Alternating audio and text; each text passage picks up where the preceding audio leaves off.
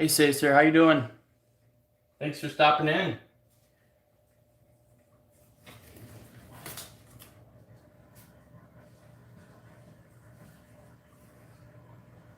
There is the man. It only shows one, but it looks like there's more than one. Telephone. Good afternoon, this is Michael.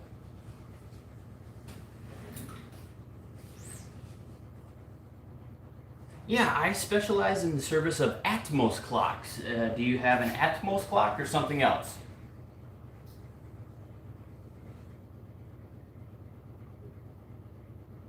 Okay. Sure.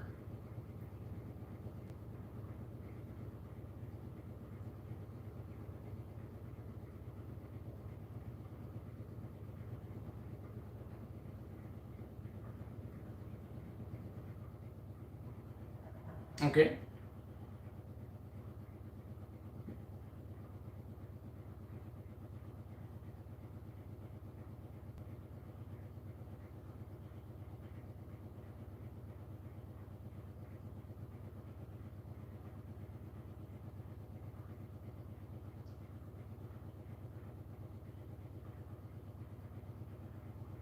Sure. Yeah. Well, all the clocks are repairable. I don't exactly know the value of your specific clock without seeing it. I could use some photos, and the email would work. But yeah, the service starts with the overhaul. Cleaning, oiling, and bellow test is $350. I also have some shipping instructions, and then I also have a consignment agreement you may be interested in, which is where you provide the clock, I service it, I list it for sale, I find a new buyer, I send it to them with a service guarantee, I process the payment, and then we split the proceeds 50-50.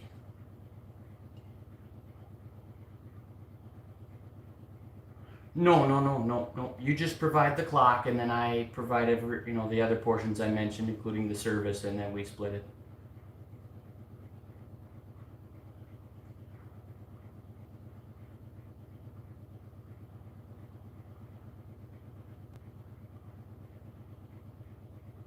Sure.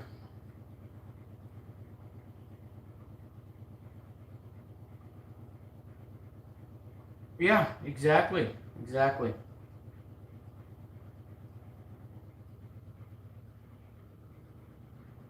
Oh, you never know. You never know.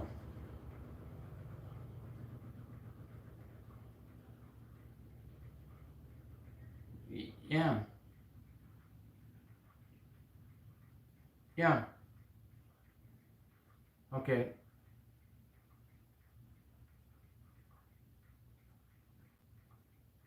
Yeah, kurtzclocks@gmail.com.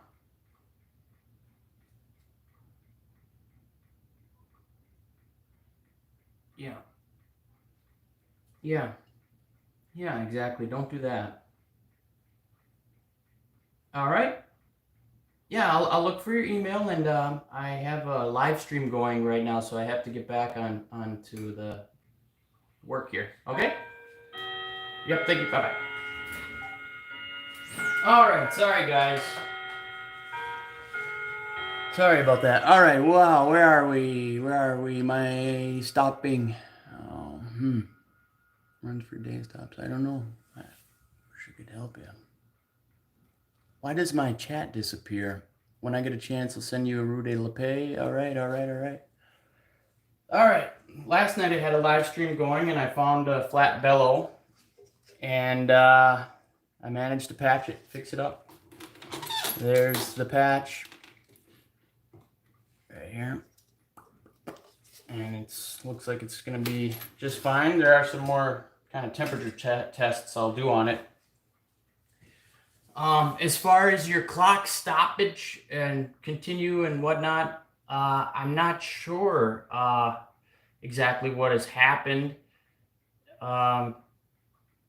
It's kind of a bummer that you live in Canada. But yeah, the clock ran really well here for several months, quite a few months.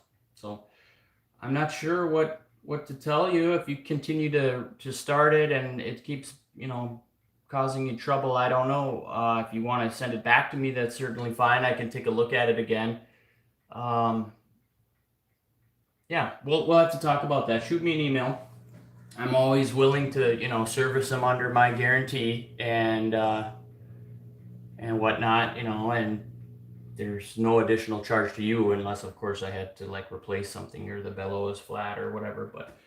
But yeah, things happen. So and then the biggest thing is that I'm, after I have a fully serviced clock, I'm handing it off to a package carrier, so they get shaken around, they get left in the cold, they get, things can occur. So it's just kind of part of the game. But luckily, it is not something that happens every single time, or I wouldn't be in business. But yeah, last night during the stream, we had a kind of interesting concept that I wasn't exactly familiar with. One of the viewers said if I listed this clockwork as ASMR, it would go viral, kind of jokingly. And so today, and that was one viewer mentioned that, and then another separate viewer mentioned to me how calming it is for him to watch me service these. And so then I kind of, had those two in my mind, and then today I looked up ASMR. What is ASMR? It's Autonomous Sensory Meridian Response, which is when you get a tingle in your scalp. It tingle in your scalp and it moves down kind of the back of your spine, and it feels like your skin kind of stands up or whatever. When you hear certain sounds, it sounds like mostly from auditory response. And I watched a video, and it was a woman speaking very softly and quietly, and she had kind of a whistle behind her words, and the air passed by her teeth and made a whistle, and that didn't trigger the ASMR for me at all. But I have experienced it. Typically, I experience it from music or songs. Sometimes if I put a really good idea back together, or it's something that I've seen before and now I remember and I figure it out and I kind of feel the electricity in the air of the world kind of tugging at me or whatever, is kind of the best way to describe it. Is like there's some other forces happening that we're not aware of. I will get it from that as well, but I didn't get it from just the sounds of the lady speaking. But I thought that was kind of interesting, and yeah, this is, clockwork, probably any intricate, highly focused work becomes quite meditative, and if you're able to kind of get a calming sensation from myself working on them, then that's great. That I won't, complain about that at all. That's a good deal. So that's kind of what that's all about, the ASMR. I suppose I don't speak in the proper tone to engage ASMR for people, but nevertheless, maybe it is calming, and that's great. And so I thought I'd pop back in here and talk to some people. What's going to happen now is I'm not going to be able to work on these clocks unless I go live, because it's going to just seem so quiet and boring. And I'm sure I'll find a way, but hey, why not go live? It's not too much trouble to click a button and go live. And if you guys are here and you have questions and you're willing to watch this, well, hey, why not?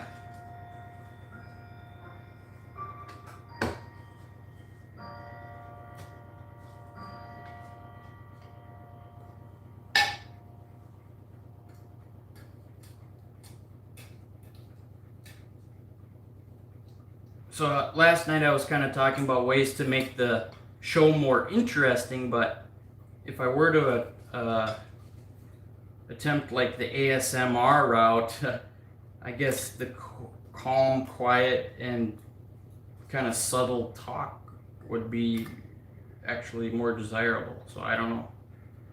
I don't know if I'm going to be able to live up to that prediction. But hey, I'll try.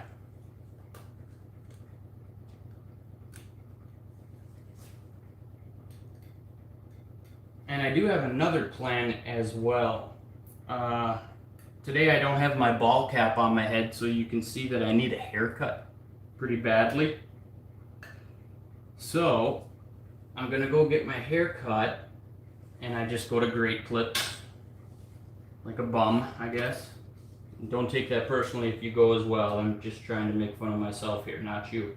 But I go to Great Clips, and next to Great Clips there's a GameStop store, and I'm certain that that GameStop will have a live streaming webcam with 1080p or high def that I could pick up right there as I get my hair cut, and we could improve the quality of this stream a little bit.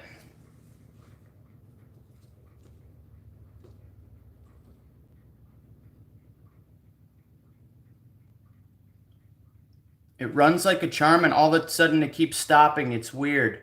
Ah, okay. Thank you. Thank you. That's good to know. That's good to know. Okay. What happens sometimes on clocks that run very well with a large rotation, with a large long distance balance motion, is the balance will run around all the way to the opposite side, and it will push your pallet fork over. It'll jump your pallet fork out of position, and most commonly with 528/6s or 519s, the older models. And so then typically it's pushed out of action.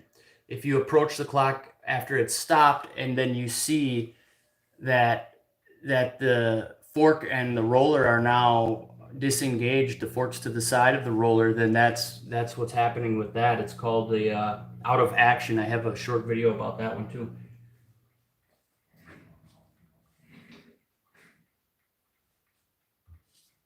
But I suppose you'll have to be calm now and allow this running Atmos clock to calm you while I quickly go and wash that glass out. Yeah, Alan, let me know if that's what's going on.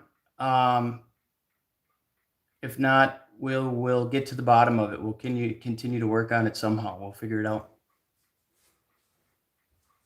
It probably is something like that. It isn't a matter of the clock stopping or not having power, like it's dirty or needs to be cleaned or anything like that. It probably is something along those lines if you say that it runs really great until that happens. And I'll be right back.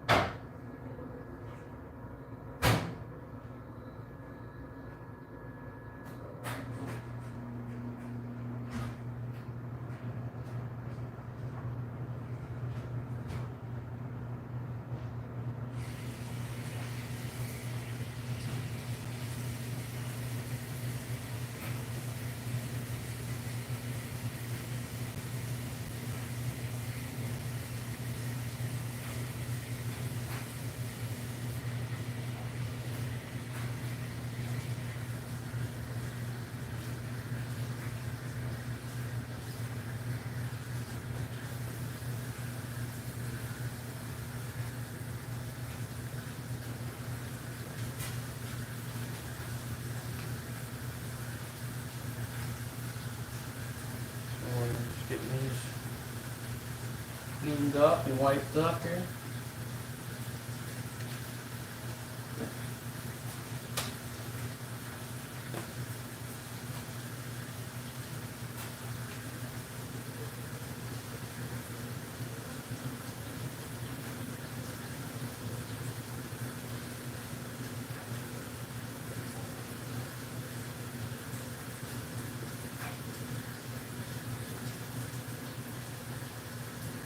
And thanks again for being such a great audience and being so kind to me and complimentary.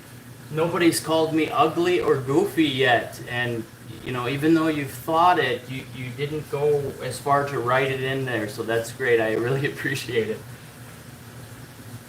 Ugly, goofy, or crazy, that's another one.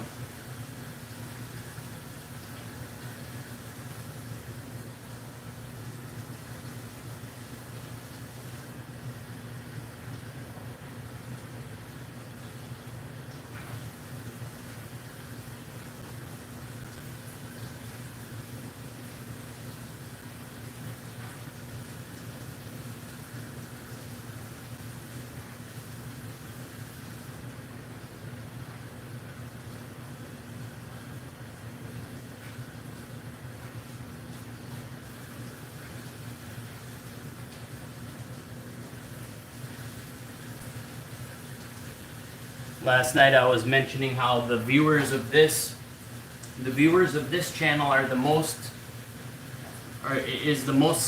sophisticated YouTube audience on the platform. So kudos to you guys. You don't need the cheap thrills and cheap quick and easy emotional stimuli of a fear-mongering video scaring you into spending all of your money. Rather, you enjoy the calm and artistic method of Atmos repair. So good for you.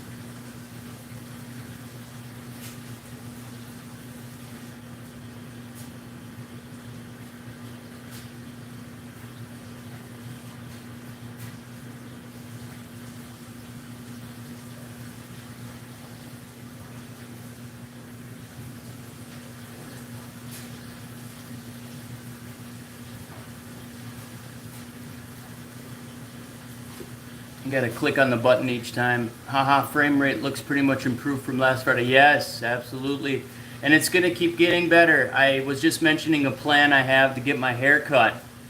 And so now you can see how ugly I look, the better the quality of the camera improves. But I'm gonna get a haircut and I'm gonna stop at GameStop and buy a 1080p HD webcam kind of improve my situation here. But I like these live streams because I don't have to spend so much time editing. I'm already spread pretty thin with this business, doing everything on my own. You know, ideally I would love to just work on the clocks, but that's only about 25% of it.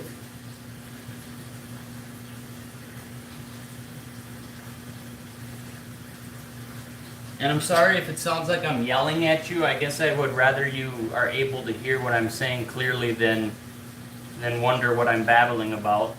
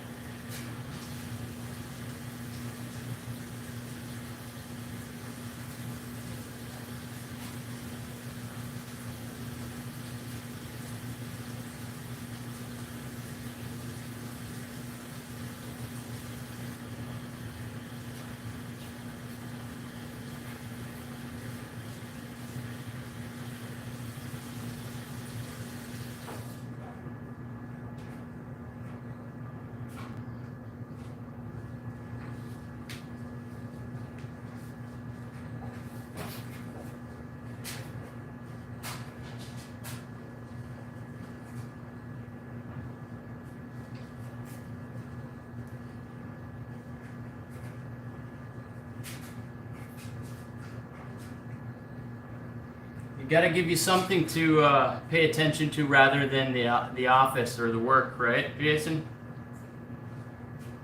There's always something better, right, than actual work. It happens to me too.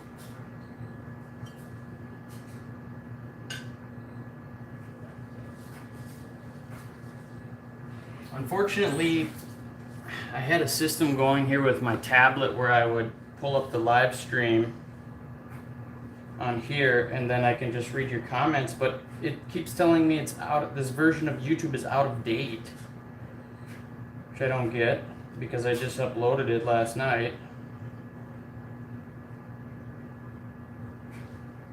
So now I have to come up here and click on the chat and it's gone immediately. Okay, so maybe we'll figure this part out. The uninstall, maybe?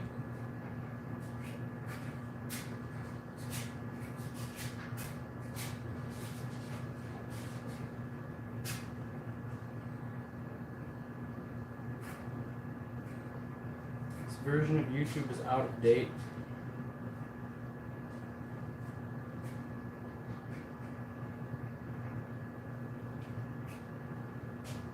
Uninstall.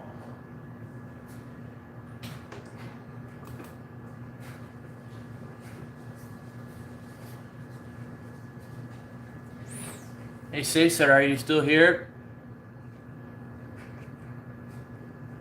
From last night restart.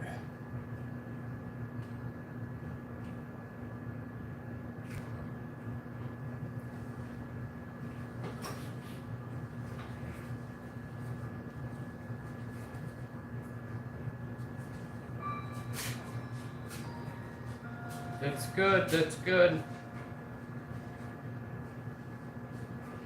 And you haven't completely leveled.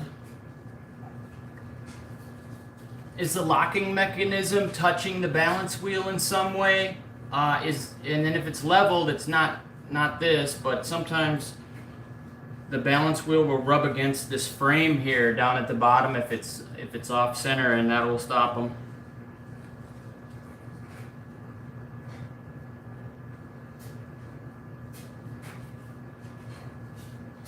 Another thing to look at is when it stops. Look, when you approach it and it's stopped, are the hands touching each other? Is the hour hand touching a numeral on the dial? All these things will stop it.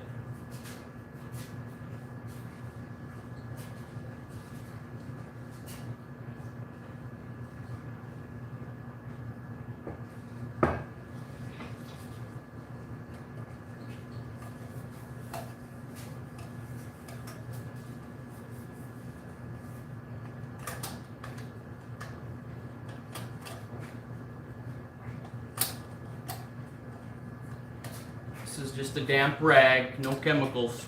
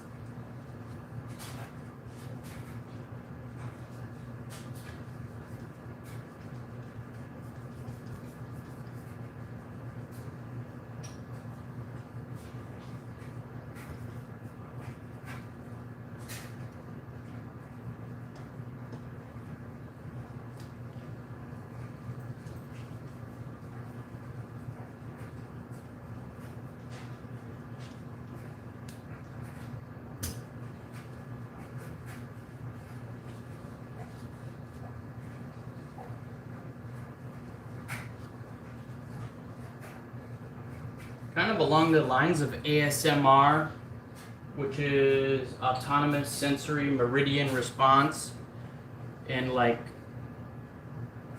I don't know, feeling energy that doesn't appear to be physical and whatnot. Have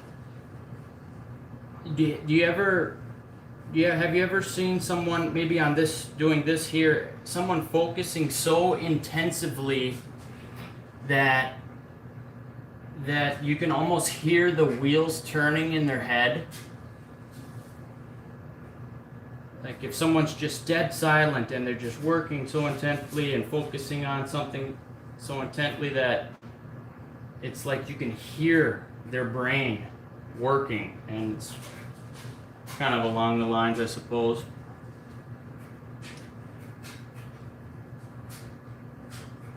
I like to put different things together that, you know, kind of can give you the answers you've been looking for and whatnot. I kind of firmly believe that God provides us with all of the components of the recipe. To use an analogy, like we're baking a loaf of bread, well, He provides us with all the ingredients we need. It's just up to us to figure out the order of the recipe, or how to put them together. It's kind of a funny segue into a story. I studied Spanish throughout school and in college, and I spent a semester in Spain studying Castellano, or in English Castilian, which is like Old English to English, you know, as far as Castellano and Spanish go. But while I was there was a jewelry store robbery by a gang. A international gang robbed this jewelry store that was like a block away from my host parents' house, or flat, their apartment, their piso. And there was a big shootout in the street, and you know, afterwards I went and looked at the bullet holes and stuff like that, and you know, right in the same town, which was Alicante, Spain, is where I stayed. It's right on the Mediterranean. It's in southern Spain. It's in the Andalusian province. But anyway, they had a Jigglypuff boutique there, and I was like 21 years old or whatever, and I went into this boutique after this jewelry store robbery. And of course, you got to go through these security doors and everything. And I went and I was, learning Spanish or Castellano, and I wasn't exactly perfect. And I was trying to tell these attendants that my dad fixes the Atmos clock. My dad can fix an Atmos clock. And they were so leery of me based on that robbery that took place, whether I'm coming to scope the place out or casing the place for a future crime or whatever, or if I was even going to do it right there. They were so nervous of me. They handed me this huge Atmos book. It was like I think it was actually more than just Atmos. It was like the product line for that year of all the Jigglypuff watches and everything, and it was in Spanish. They gave me this book and just told me to get out of here. It's like $100 book, and just told me to leave. And so I just took it and left, and and that kind of was a sign for me. That was an eye-opening experience, and it kind of put some things together that maybe I should get involved in Atmos clocks in some way. My dad has been telling me this for years. Growing up, the Atmos is kind of a special clock. I mean, we have a house full of clocks, but the Atmos is just a unique invention, and it's in its own category. And that giving me that book and that set of circumstances was like a recipe, like that I put together and eventually put together. And the Atmos was in our home. We didn't have a ton of them. We had a couple of them, and my dad's able to fix them. And it was in my home my entire life. It was always right there in front of me. Something that my purpose, discovering your purpose, kind of revealed itself to me.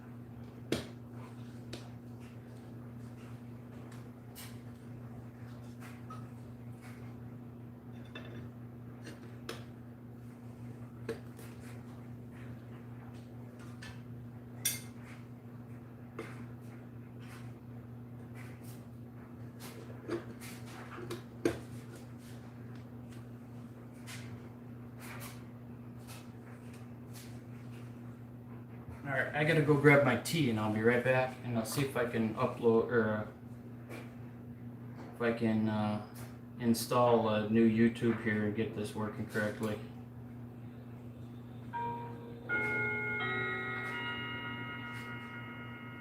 Should be good.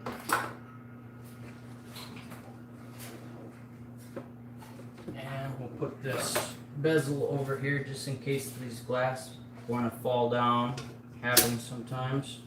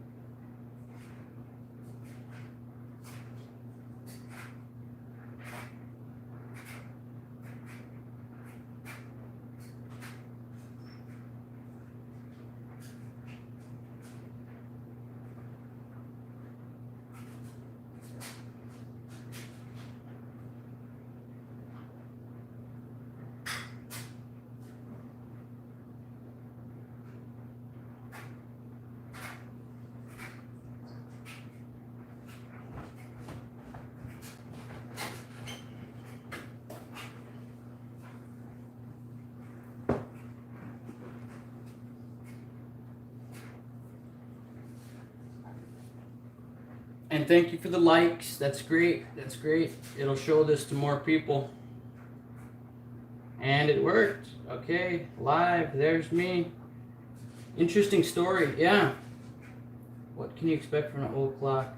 Well, it should be good for you, Alan. Don't worry. Well, miracles. I do believe in miracles. The clock you're working on, is it a tune-up or was it not running? I joined late. Yeah, this was an overhaul I did last night. Hands are fine, not touching. Yep. Yeah, okay, that's good. Yeah, this was an overhaul. I did the first portion of it last night. Then I found that it had a flat bellow. And today I sealed that here. I showed the audience how to find the leak, but I don't. I'll tell you about the Bellow Refill here in a moment. I'm getting kind of warm. I gotta take my coat off. Got the dryer running.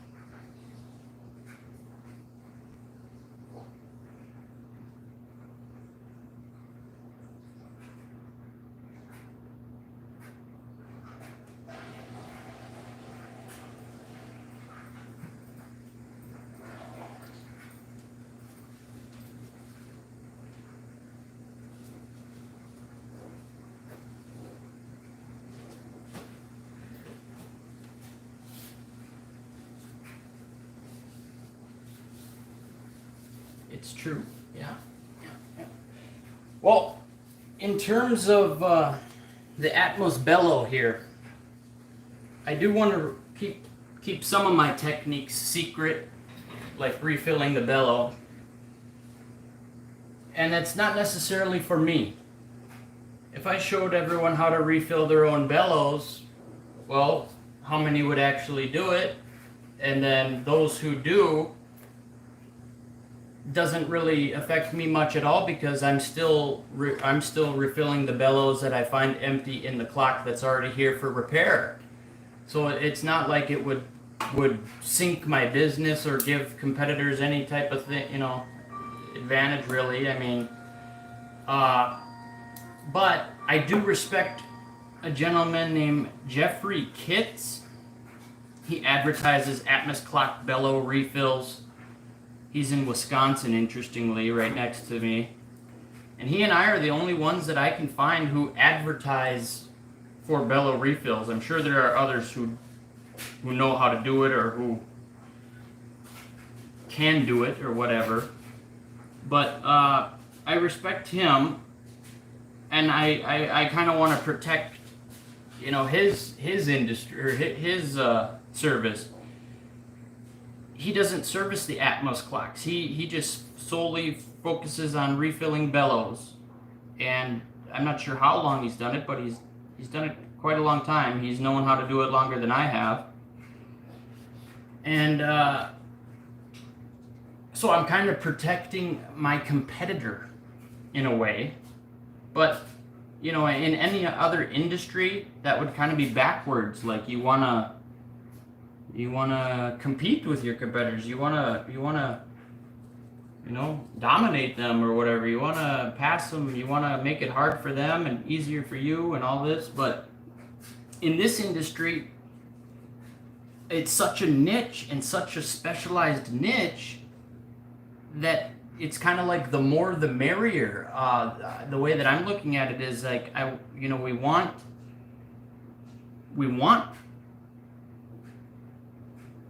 as many bellow refilling, specialization guys that are successful and know what they're doing to stick around, because it grows the industry in general. And I can't refill all of them myself. And keeping the clocks running and in the homes is the goal, and people to enjoy them and keep their precious family heirlooms. So we don't want to put them out of business or anything like that. And so that's kind of the way that I look at it. I don't, the other handful of guys that also service clocks, I don't view them as like a competitor to try to steal as much as their market share or anything like that, because it's such a thin field that it requires all of us just to keep these clocks going for people. And that's the ultimate goal, because we need running clocks, we need people that enjoy the clocks in order to tell others about the clocks, to keep the demand up and keep everything going in the right direction.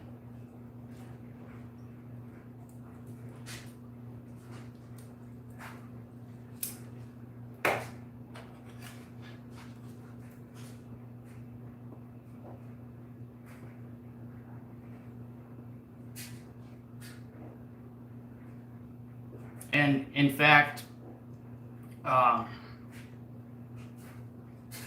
probably 7 years ago, I sent a few bellows to Mr. Kitts for refill for me, and I tried to get a little bit of information out of him as to how he does it and things, and he would not tell me a peep about how to refill the bellows.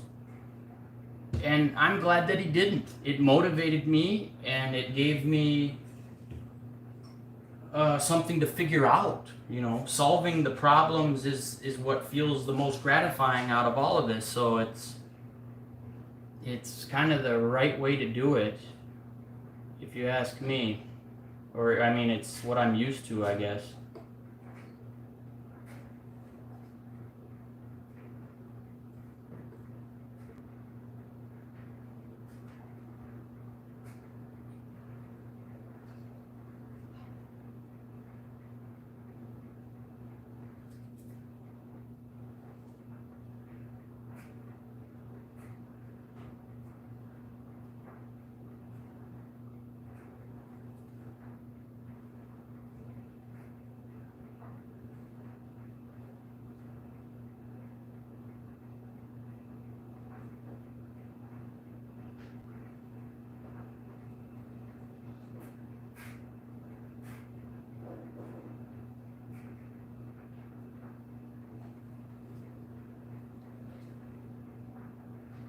Now this tray with this 528/6 piece of glass on top had 0 gaskets on it at all. So it was a piece of glass sitting on top of a metal tray, and it was shipped to me from Pennsylvania without any problems at all. But it would be just my luck that I didn't put these gaskets in here that I just made and break the top.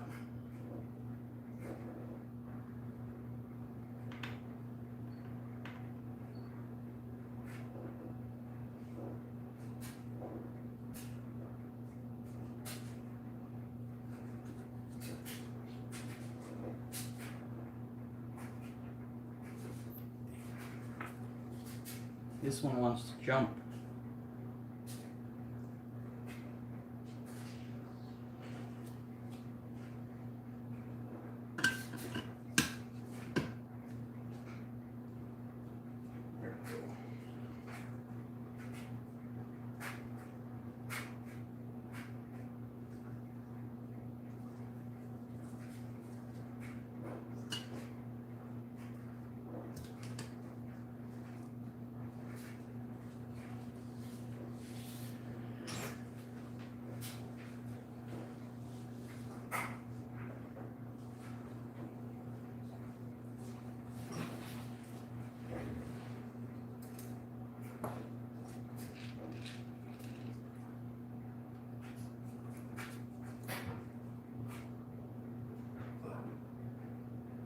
Let's see, 5. All right, that's great.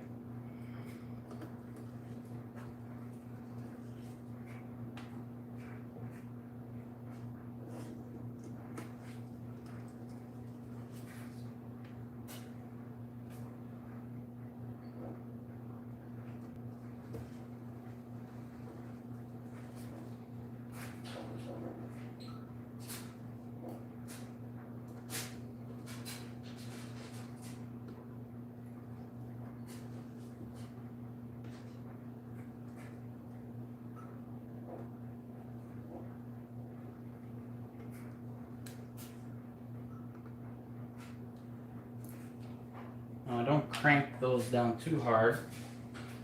You don't want to crack anything.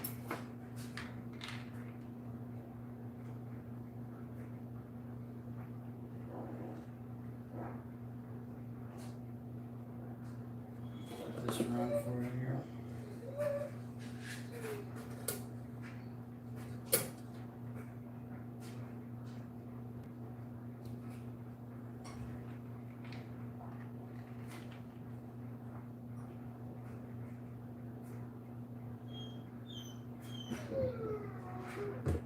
Gotta let the dog outside.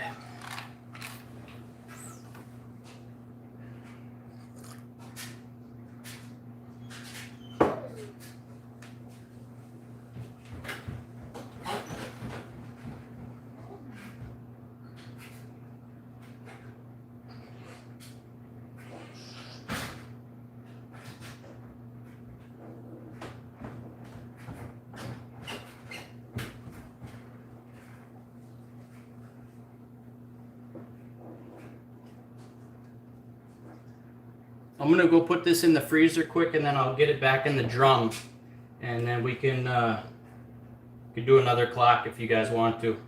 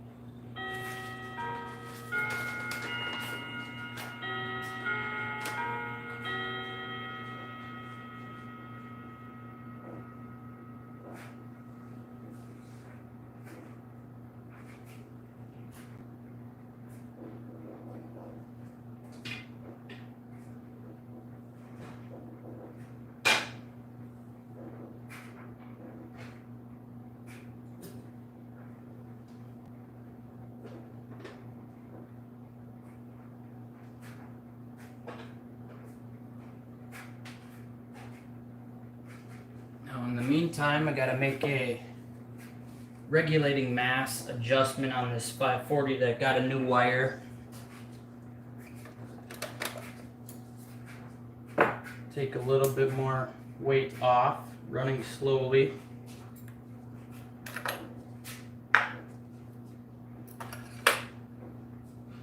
Put one of these on right here.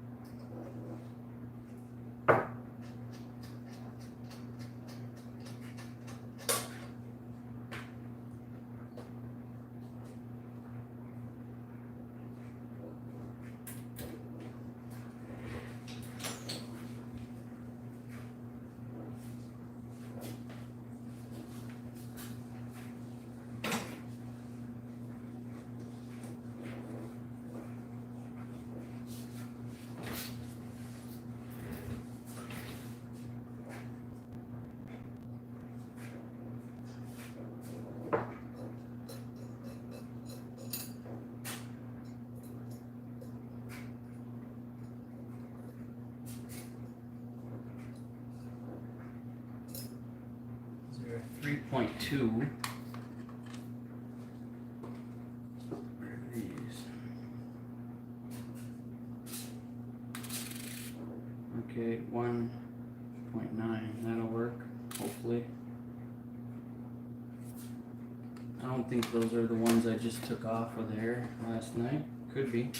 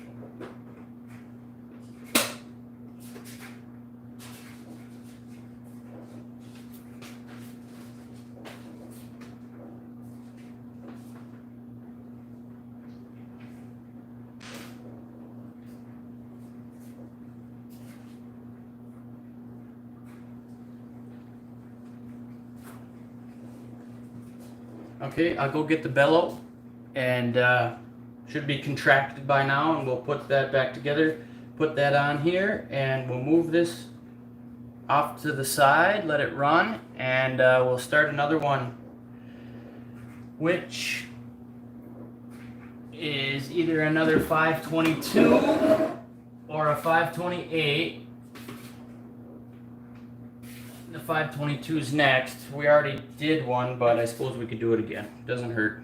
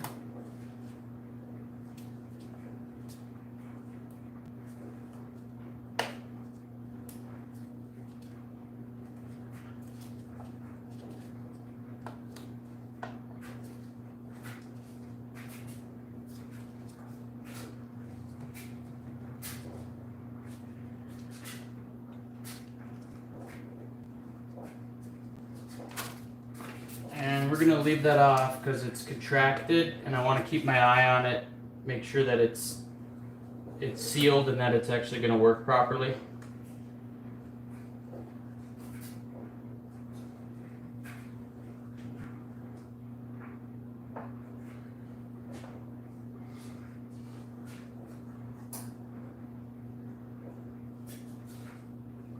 Let's put it behind their clock. Make sure it's good. All right.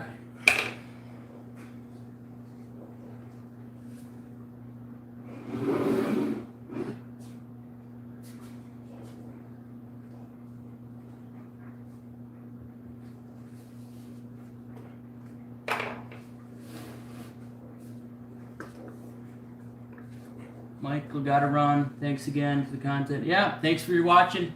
I appreciate it. Have a great day.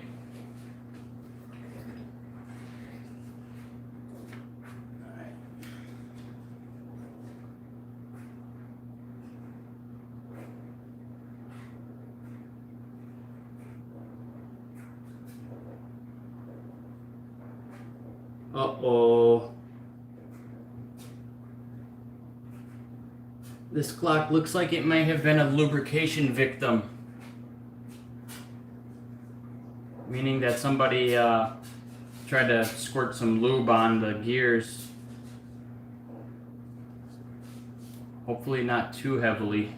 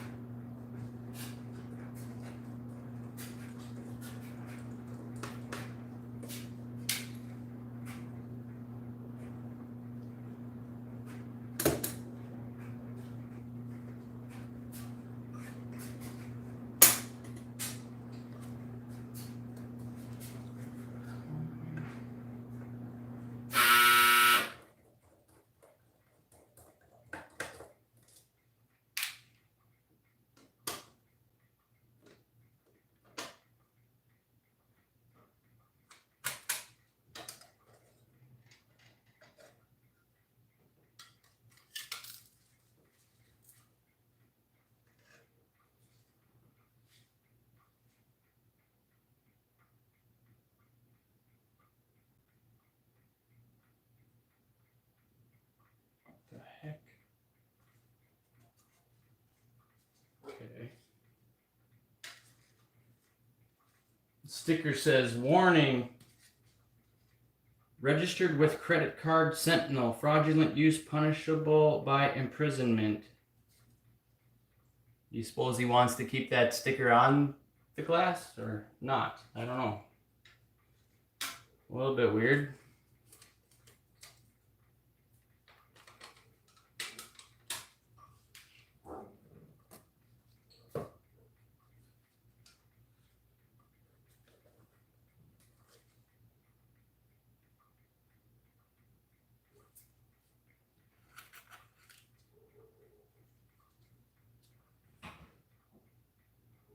Only 4 people still here.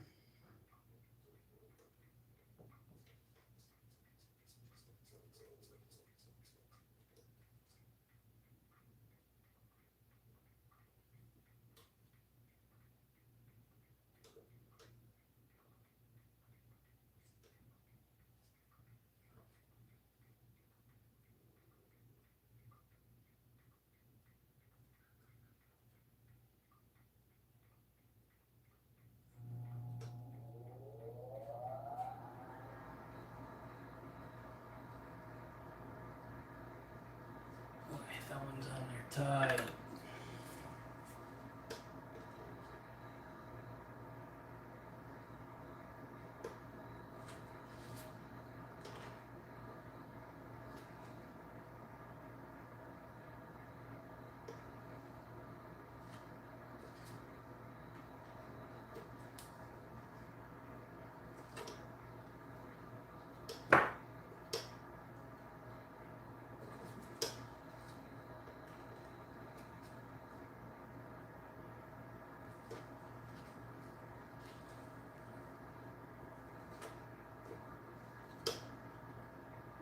gonna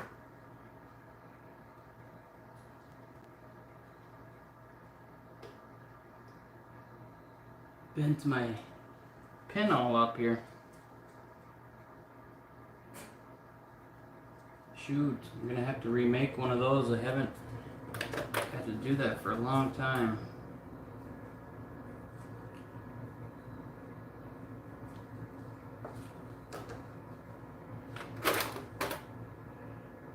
Alright, where's the other tool? Where's the other tool?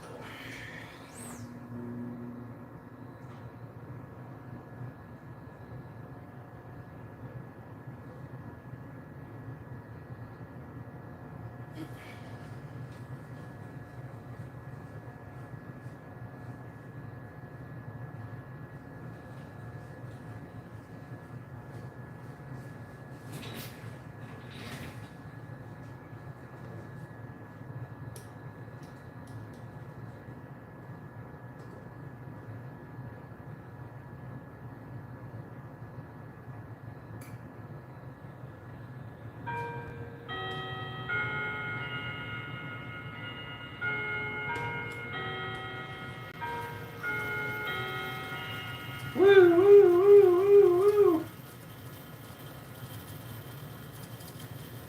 I mean, something else is broken.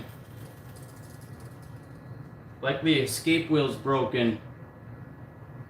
And there's all kinds of lubricant on this clock. It really upsets me when they do that.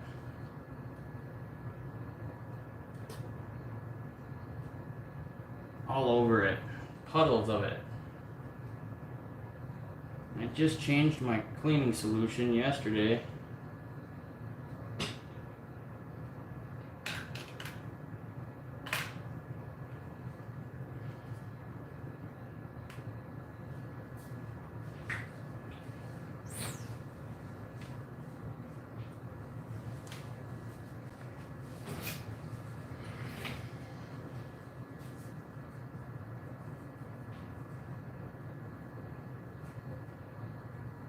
Try and wipe as much of it off as I can before putting it in the cleaner.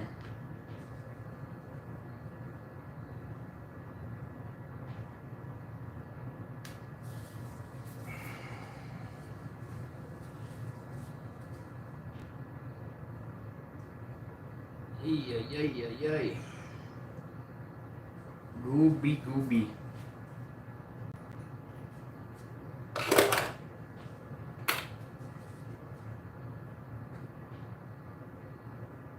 The most difficult clocks are those that have been attempted to been worked on by somebody else, or in this case, lube splashed all over it.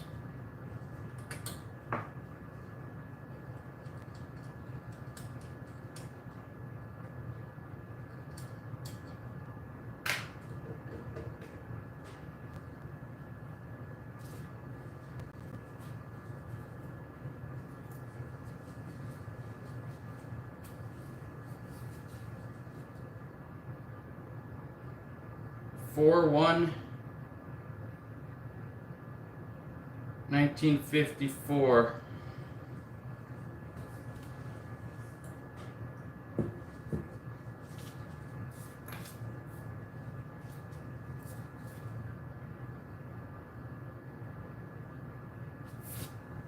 A lot of these are made in 54, the 522 variety.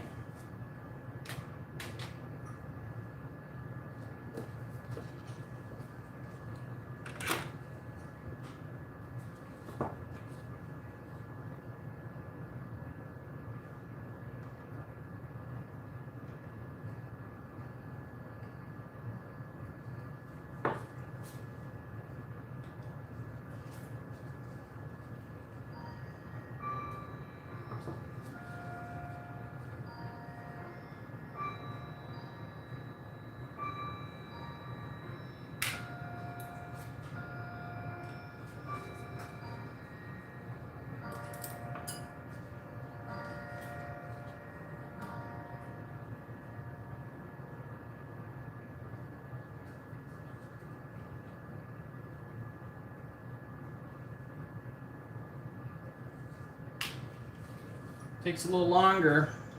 Gotta wipe off every screw.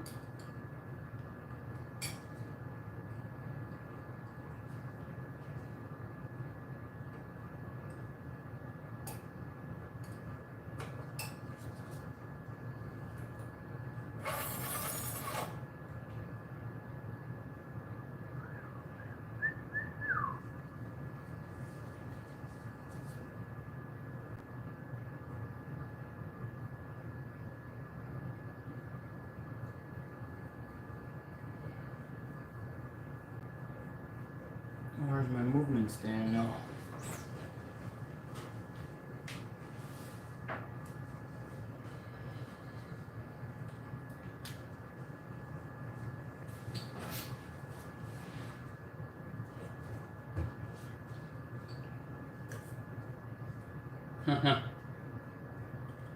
Yeah, he's been in here.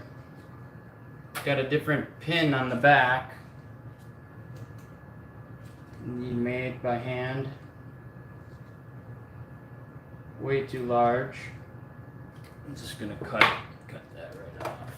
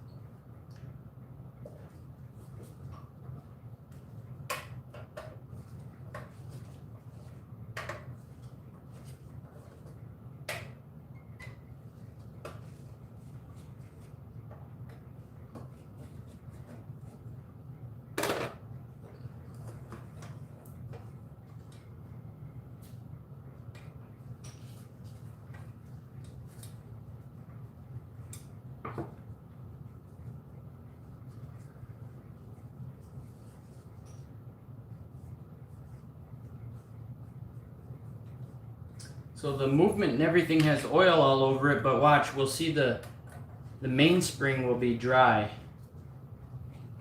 which is the reason it stopped in the first place.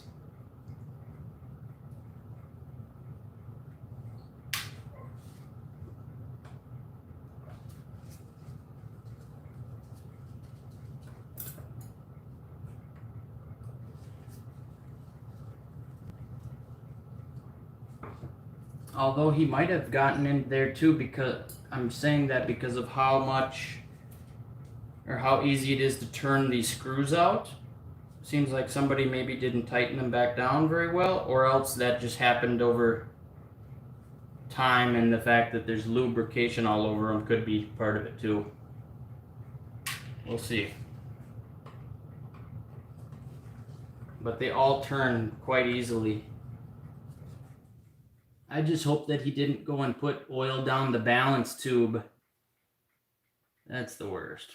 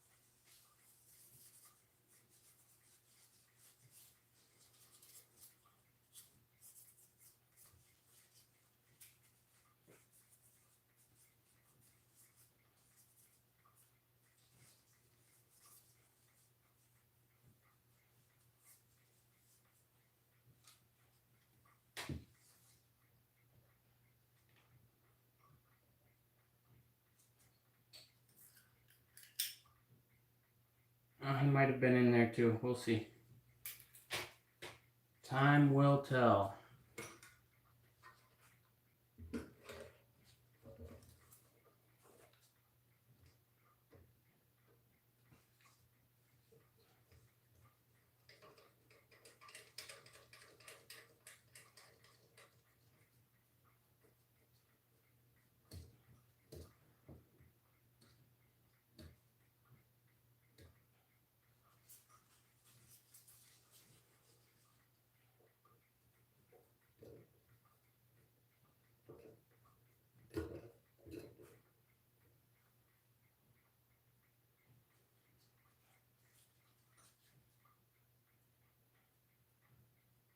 Roller spins freely. There's probably nothing on that, thankfully.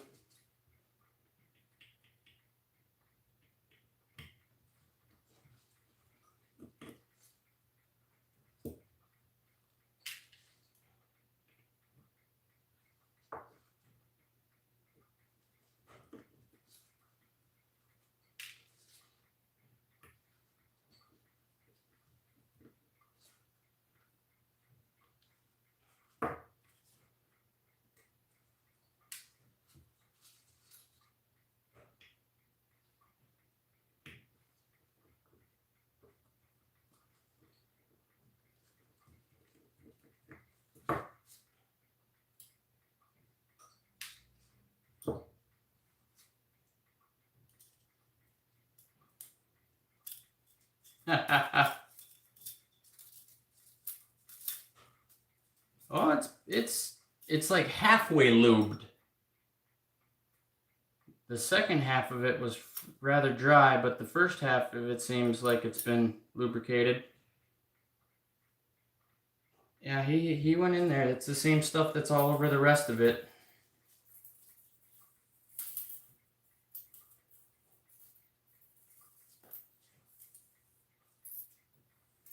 That's why the screws weren't down very tight on anything.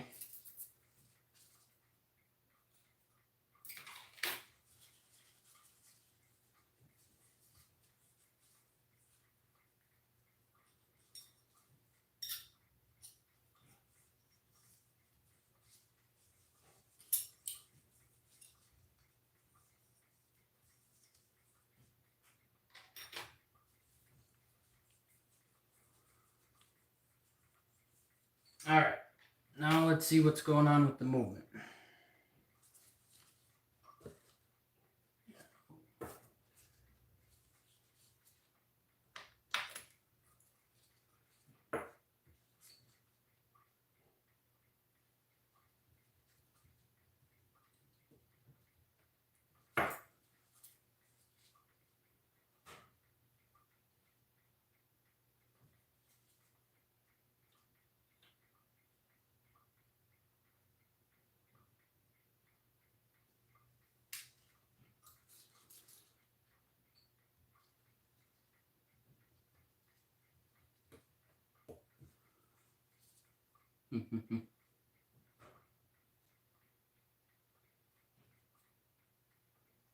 Just because you see the way that I disassemble the clock and whatnot and put it back together, it doesn't mean that that's all there is to it. Because the thing has to keep time. And that's a whole nother art form that you don't really get to see here. And I don't blame you. If you want to get a clock and practice and try, go for it. Just do not spray lubrication all over it.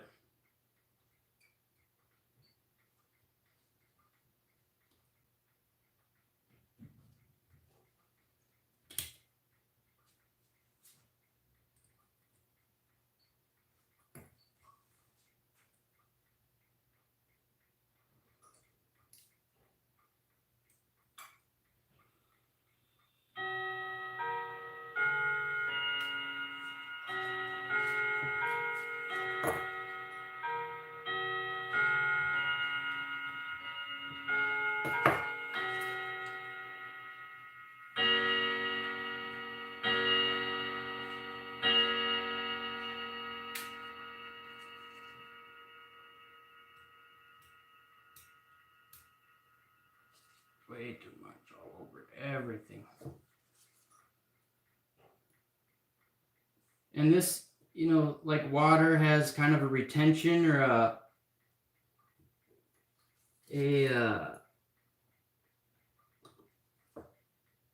what do you, well, I think it's called retention, where water sort of sticks to things. Same thing with the oil here, and it actually inhibits the clock from running, slows everything down.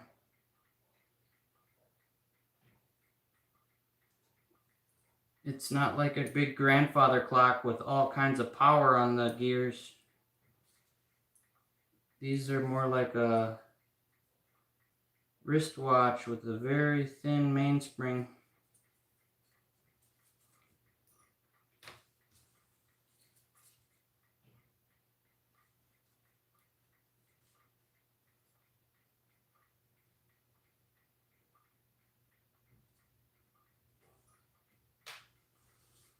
All right, let's see if I was right about that escape wheel.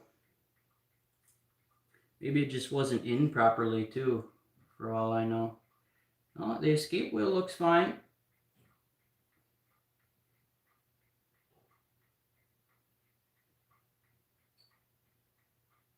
Pallet fork pivots.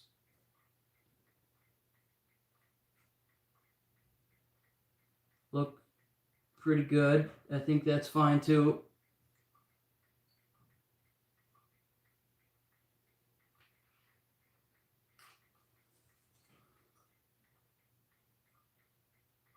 Look at that, wheel's just stuck.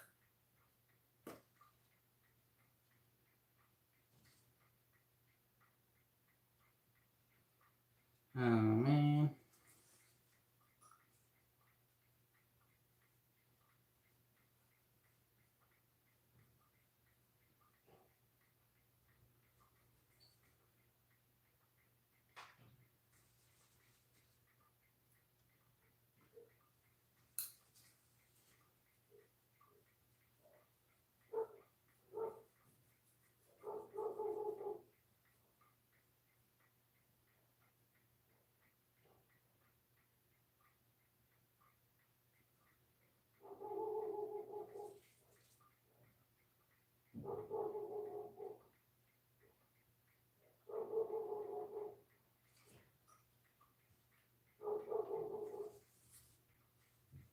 Okay, now let's wipe this stuff.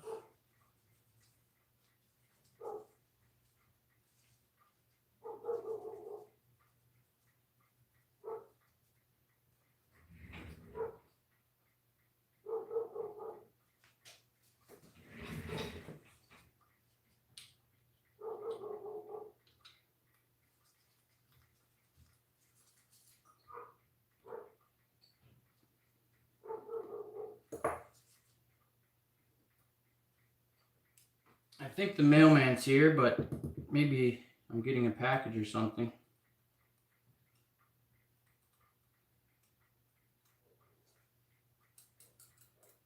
Everything is just stuck from that lubrication.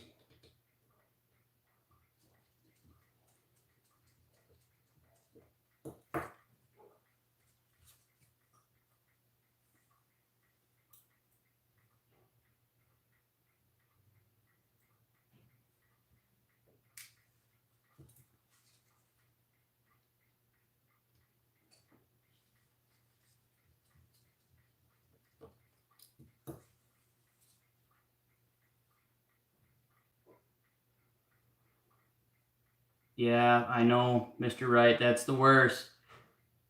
And the thing about WD-40 is it's not even a lubricant. WD-40 is a penetrating oil and rust preventive spray. It dries. It's the opposite, so they didn't even do it, didn't, I don't want to speak too badly about others now. We gotta be kind.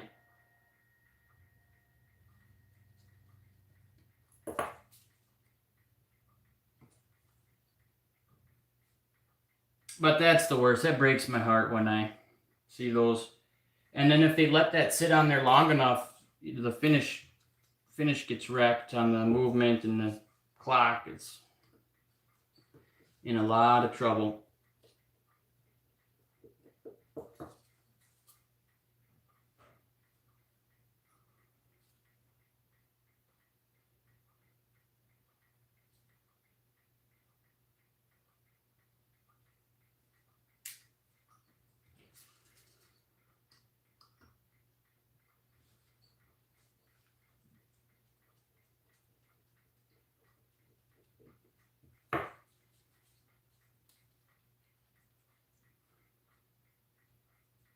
Many of clockmakers have died on the Atmos clock hill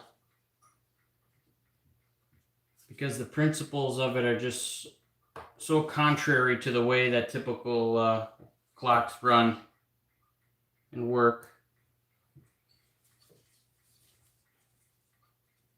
I think this guy might dabble in clock repair.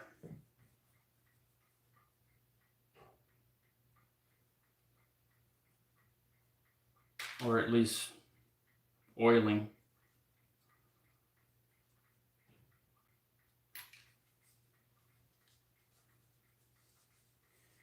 And I was mentioning that I just got my clean solution changed yesterday. I have yet to do a complete overhaul on an Atmos, so this may be my first. Yeah, I mean it's in trouble, so you might as well try with a practice clock. I mean, don't go buy a 150th anniversary edition and then practice on that one. Okay, well, I'm gonna get these in the cleaner here, and I will be back momentarily. Hopefully you're still here. If not, I completely understand.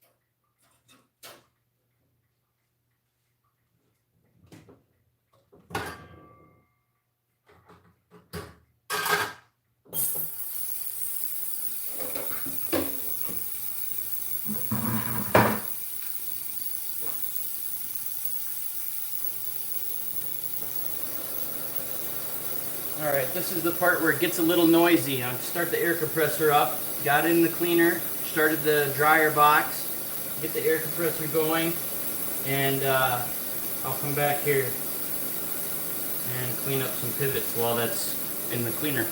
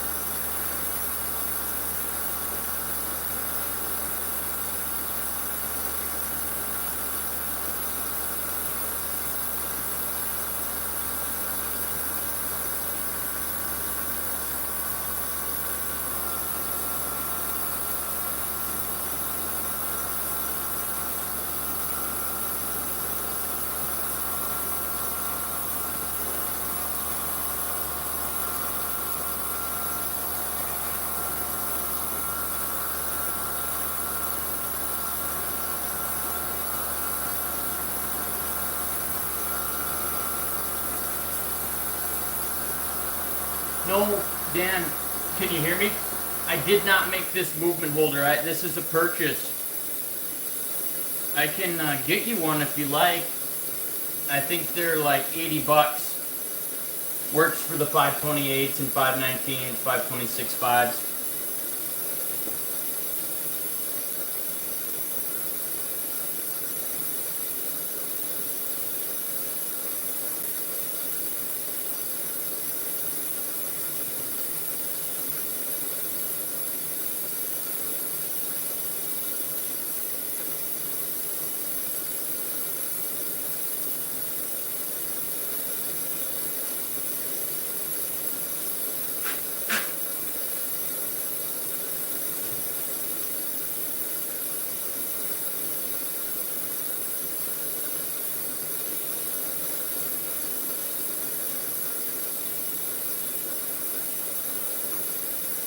Other specialty tools.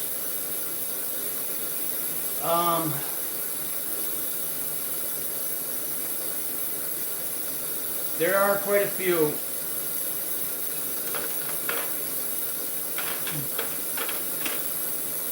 Balance poising tool. This is an antique one, and it works a lot better than the new model, which is a kind of a throwaway. Got the balance nut removal wrench.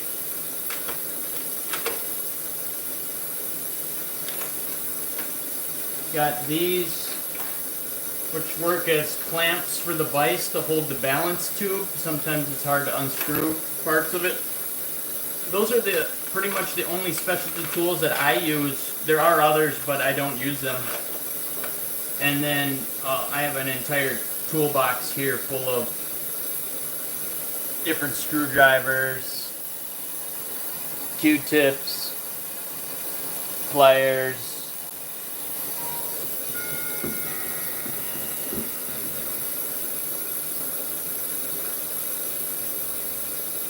Those aren't really specialty, but they come in handy for certain things.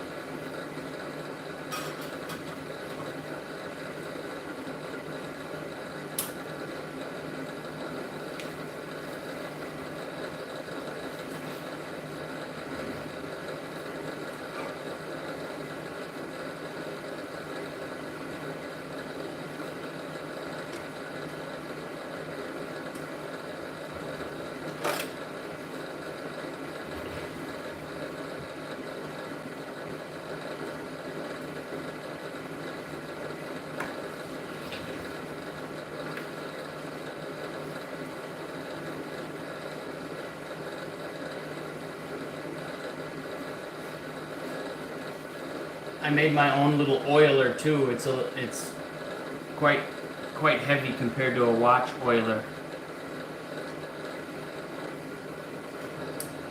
Carries just a little bit more larger drop.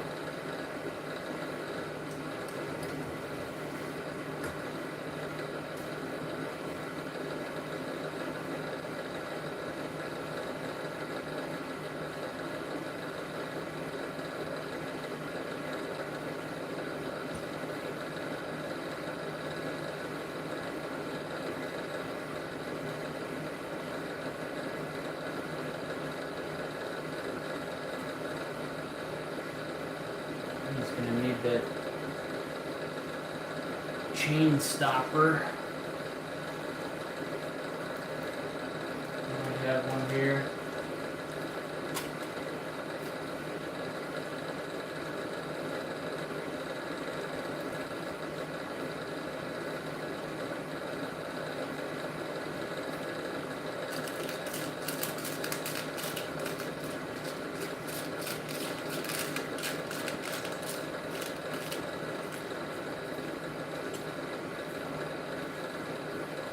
No.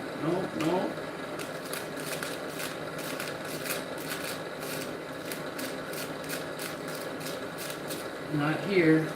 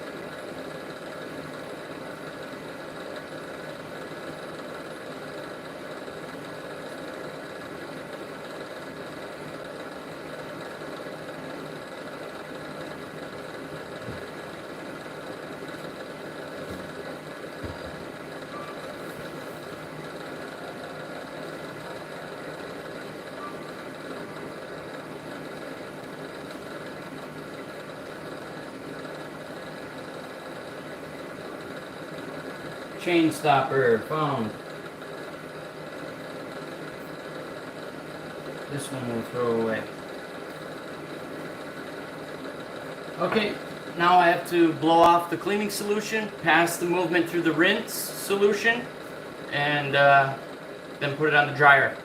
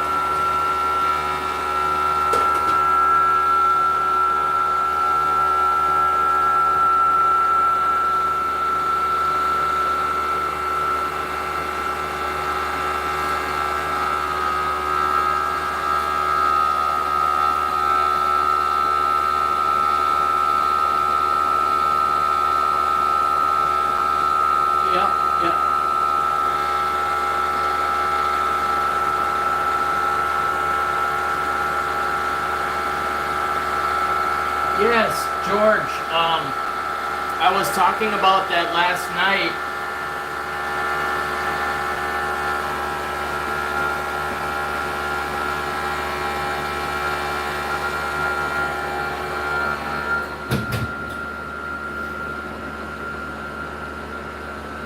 See, when I say 270 degrees, like in my how to start Atmos video and other instructions and whatnot, I'm looking at this impulse roller. Okay, the impulse roller can only go slightly less than 360. It's like 320 or whatever, because the pallet fork is in the way. And that's what I'm looking at. And then I was explaining last night that your balance wheel itself, if you're counting the rotation of that, this can actually travel further than 360 degrees because the roller and collar are not fixed on that tube. There's that roller spring there. So that allows some additional twist and torque on top of your wire in the middle. So you know you can count your rotation down here too as well. But I'm identifying the roller and the pallet fork because those are so important to acknowledge and know where they're at when you're starting the clock.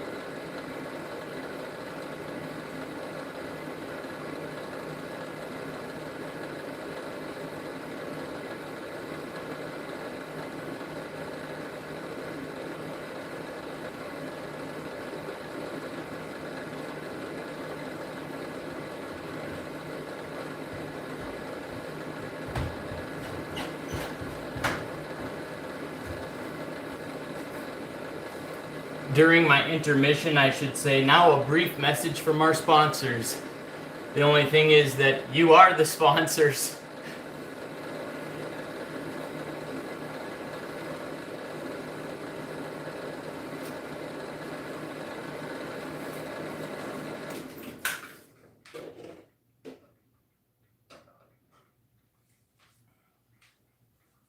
You are the sponsors, and I'm very grateful.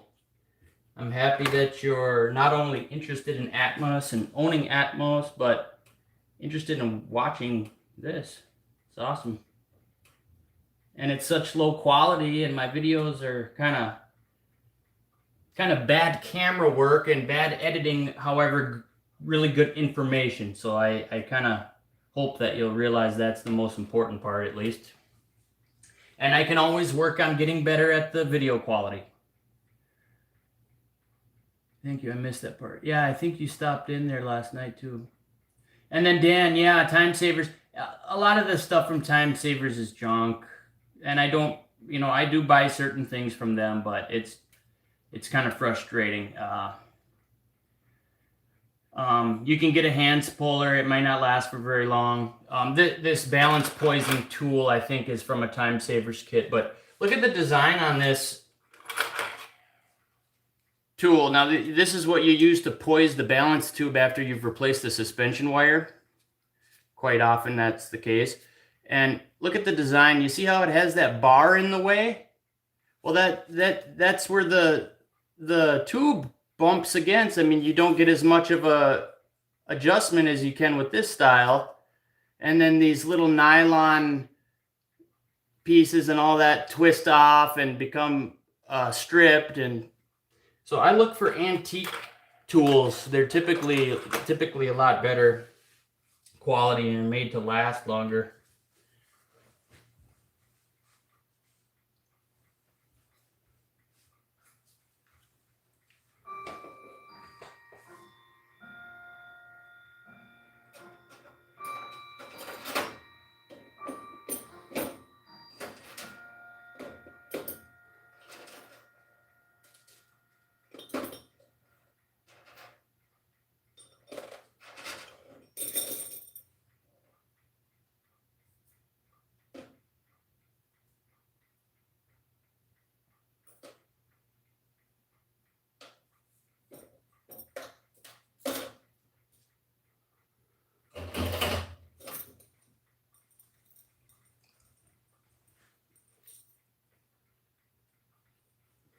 By the way, George, with the high-speed track or track speed rail fan, that's like a maglev train, right? The magnet levitation. It's pretty neat if that's the same thing. Those are awesome. It's a really cool principle. I was wondering, I have a story to tell you. I'll come back, and I'm sorry if I'm talking too loudly. If I don't mean to sound like I'm yelling, but I guess it's kind of a bad habit with all this stuff. I'm not as deaf as I sound, as the way that I talk. Just don't want to be mumbling, but yeah. Once I sit back down here, I have an idea or a thing to talk about.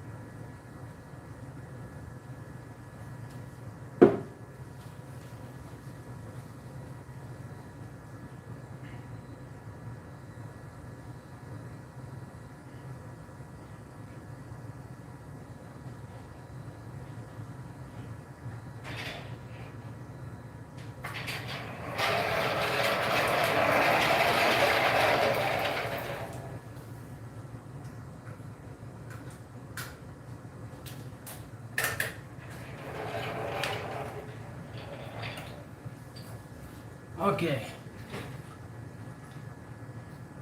Are you there, George?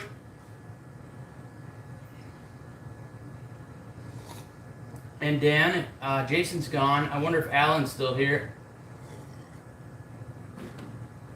I wanted to ask you guys a quizzing question, a quizzical question. Okay, good. Can you guys come up with, now this is, I kind of segued off of the magnet levitation. Okay, good. The magnet levitation of the high-speed rail. Can you think of any other non-conventional ways to create lift, like for flight, aerospace flight, besides the standard components of thrust and whatnot for lift? I'll give you a hint. Obviously, magnet, and I used to pose this question kind of in an incorrect way. I would say, can you think of ways to defy gravity, which is not really correct in the way that I'm stating that. Ways to create lift, contrary to the typical thrust. I guess magnets is going to be one of them. But there's another one that I kind of stumbled across, which is also magnetism. It's electromagnetism. When you stretch out the packing tape, when I'm packing up an Atmos clock and shipping it back in a box, and I stretch out that packing tape, and then I hover it over the shipping label paper, which I just have set on top of the box, and I'm going to go and tape that down. When I stretch that tape out, and I hover it just above the paper, it causes the paper to go whoop and lift right up to that tape before I've even pressed it down. Through static electricity, it's like when children rub a balloon on their head and then place it on the wall. Static electricity, electromagnetism. So what if you had like an electromagnetic beam that was like a rail, like the rail of a train, except this was in electromagnetic energy beam, perhaps beamed at particles in the air to form sort of a rail on which then the opposing magnetism levitated across. Do I sound crazy? Do I sound crazy enough yet?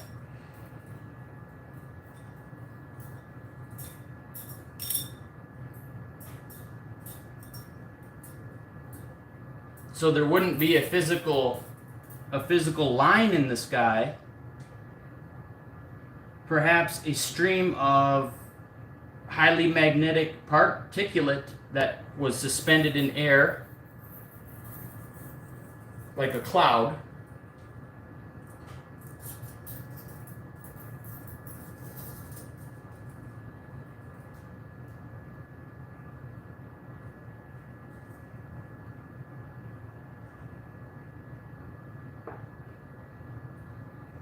And then kind of the same principles as the rail, the magnets turn on when the train arrives at that section to keep it floating. Yeah. Did Tesla have a... Yeah, so imagine like Tesla's tower that was concentrating the electromagnetism at these particles that were streamed out in a line. And then now you have your craft charged at the opposite magnetism floating on that cushion of air.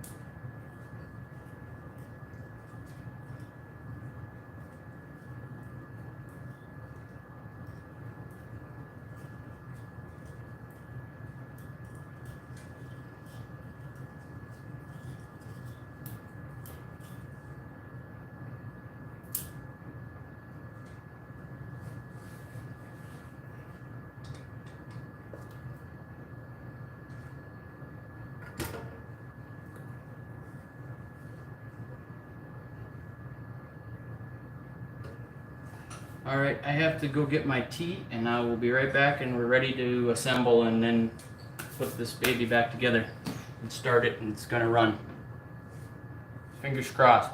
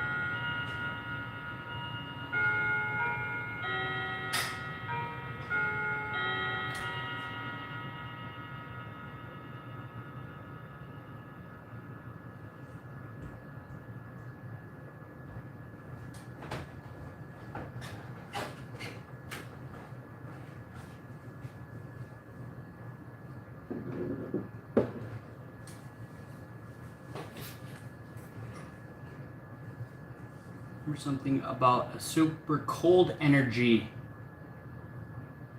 Super cold energy providing lift. Can't remember about it providing lift in any way. Super cold energy.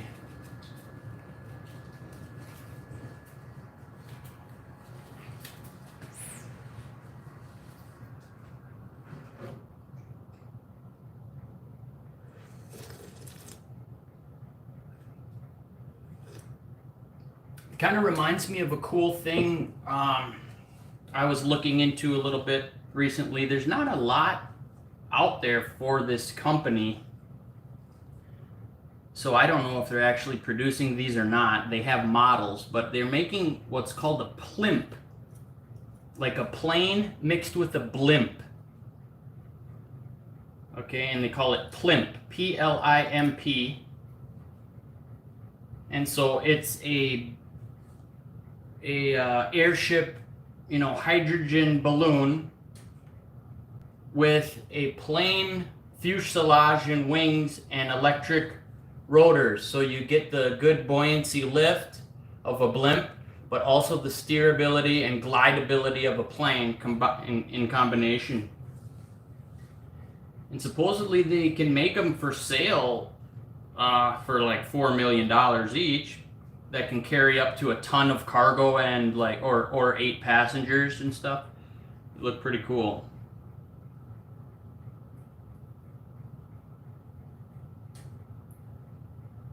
I think those are called dirigibles, technically, when you have those big floating balloon style. But there again, heat lift through heat, convection, just heating air as in a hot air balloon, or hydrogen or helium without the heat, I guess, on those ones. Maybe a really subtle amount.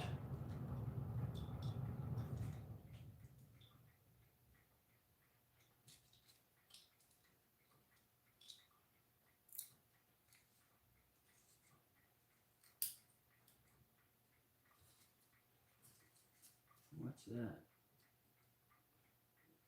Kind of dust bunny got in my mainspring.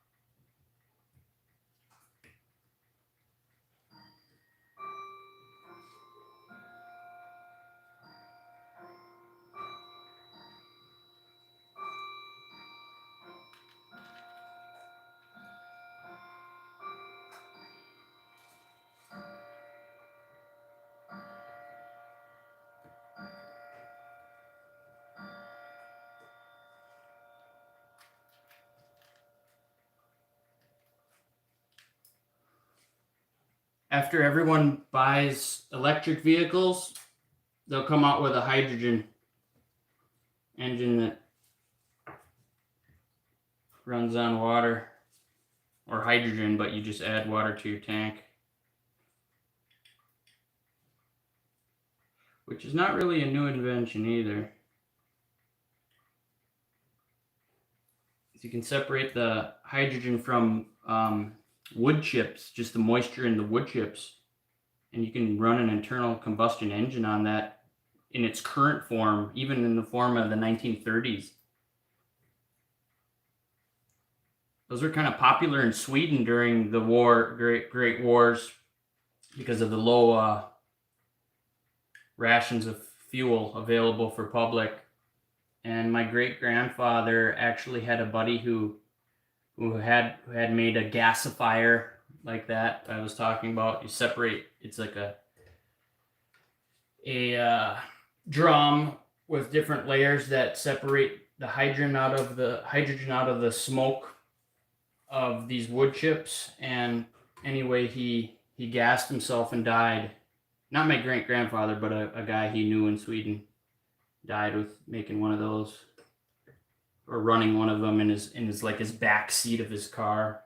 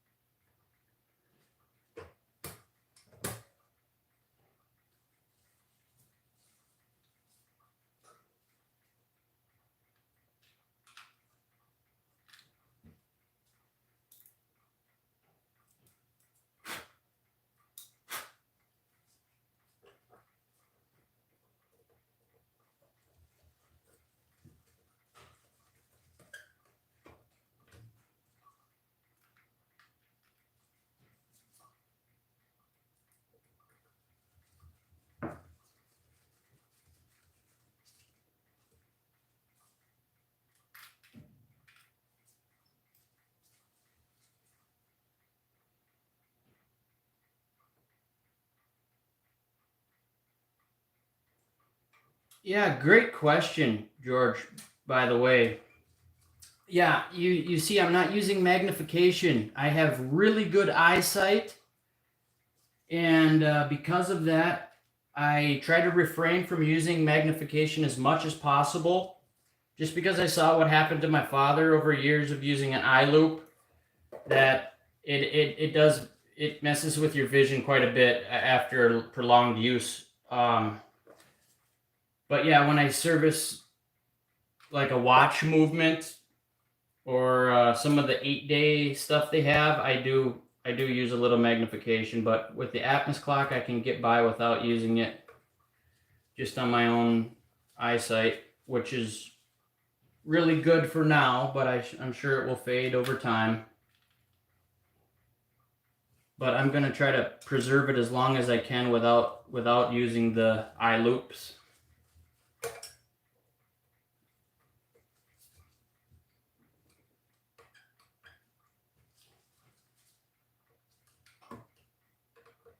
My dad used to have really good eyes too, but over the course of his career using the magnification, it deteriorated his near sight, I believe.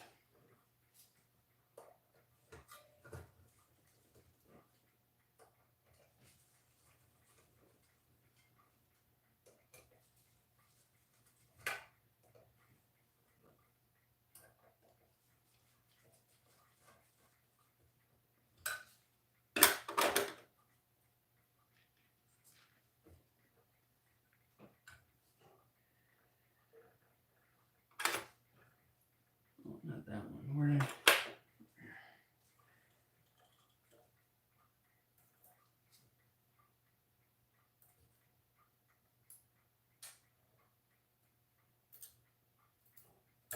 Another first timer. I got it on the first try while you guys are watching every time because I gotta look good, you know. I gotta pretend like I know what I'm doing here.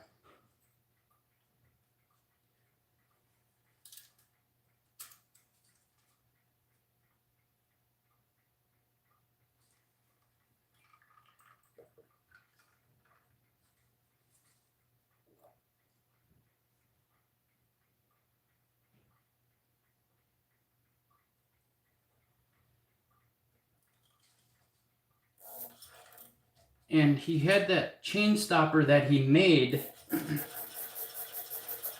on here instead. And I wonder if his original one isn't in this drum somewhere. I don't hear it. But sometimes that's where they end up. And I would have to put this in the freezer to find out, but I don't think it's in there this time.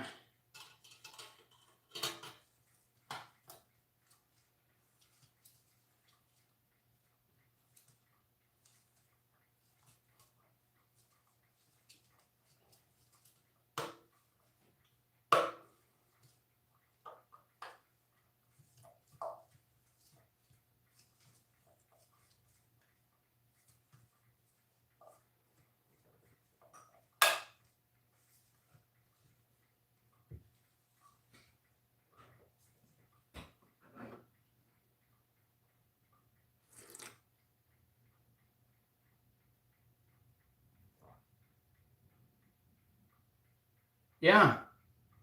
Yeah, Danny, I was talking about the gasifier. Look up gasifiers. There's even plans how to make one. There were a few YouTube channels of guys that have made them, and they were made back in like the 40s and 30s, you know, during the First and Second World War. I think more towards the Second World War. Just this tank, this contraption, this tank on the back that's burning wood chips, finely ground wood chips, and the moisture in those is separated through a specific level, kind of a separator in this tank where the smoke passes through, and because it's heavier, the smoke and the other particulate rises here where the hydrogen's separated. I don't technically know how right off the top of my head, but anyway, that hydrogen is then fed right into your air intake on a internal combustion engine, you know, for petrol, and can run on hydrogen that way back then. You know, just imagine if you actually designed a motor for a hydrogen purpose, you know.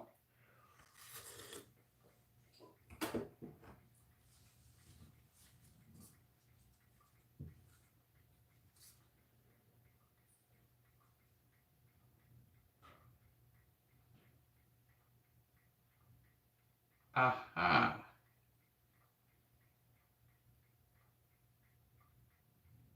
That might be a problem here. Yep, that's a problem.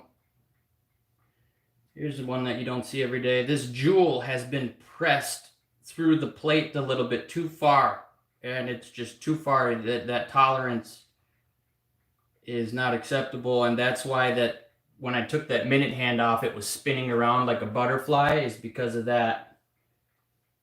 And I didn't actually find anything broken, but I see that here. And you can inspect these very closely, you know, prior to cleaning, but to me it just makes more sense to look at them after I clean them. You know, look at I'm looking at every tooth on every wheel. None of them can be bent, none of them can be gooped, none of them can be blocked. And then the jewels, all the staffs, all the pivots, they all have to be in a proper position. But rather than sitting there and looking at them before I clean it, I get them clean first, because some things are just going to wash away or whatnot. And what really matters is the condition it's in after I've cleaned it anyway.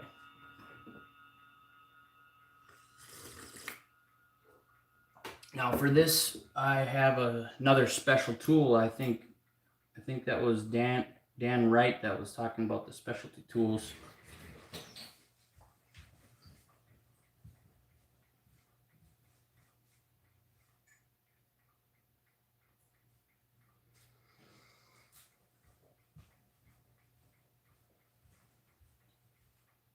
This is just the hands press for putting hands on a watch. But I use this as just a little press to put these jewels back into position.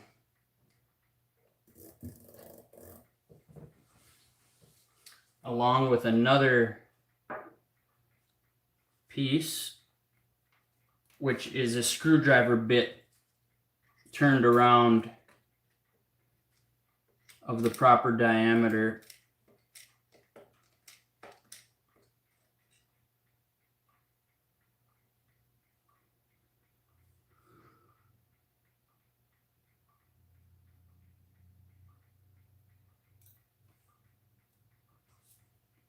And let's see,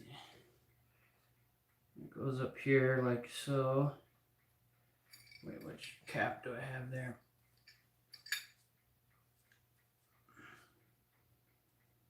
It's too small.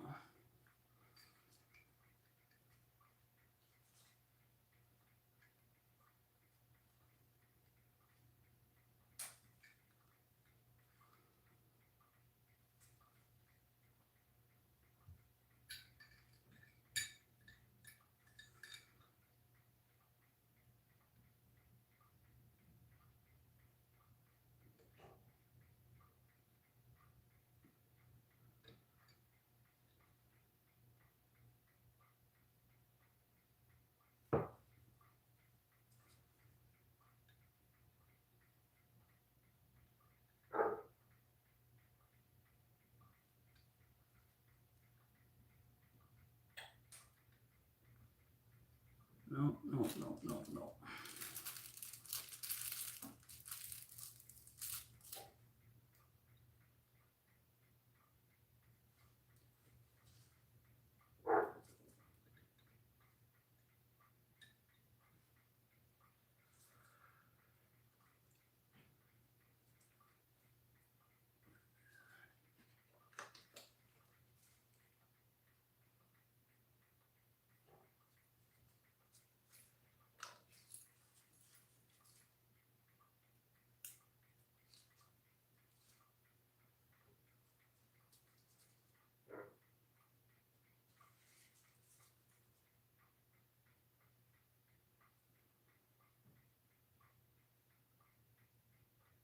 I helped a guy build a machine, another guy build a machine that sat on my desk for nearly a year running on nothing but air.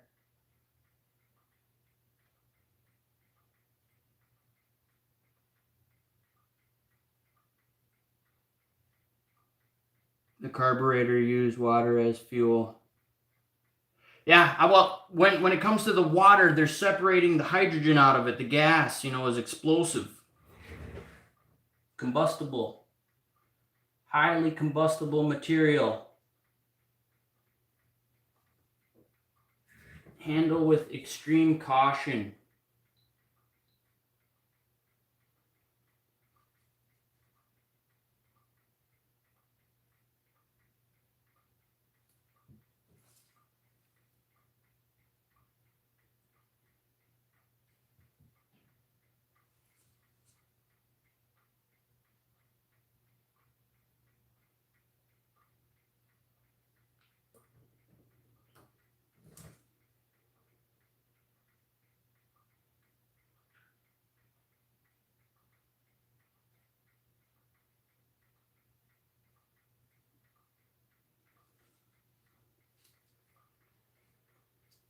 You gotta use a larger one, slightly larger.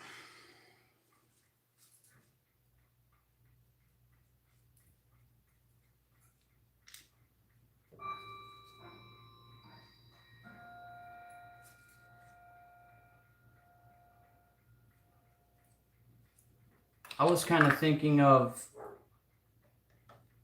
putting a twin turbo kit on my truck just for one last hurrah before the electric world begins.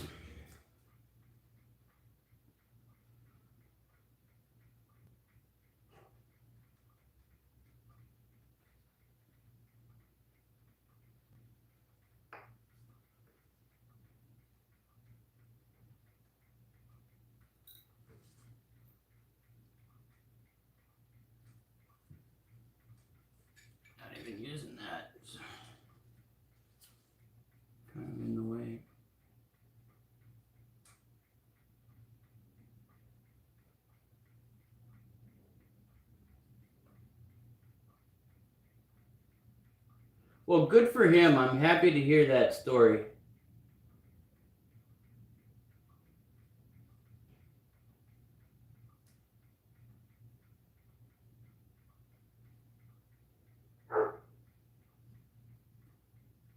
The trouble is it only powered itself, but I suppose the design could be used in other applications.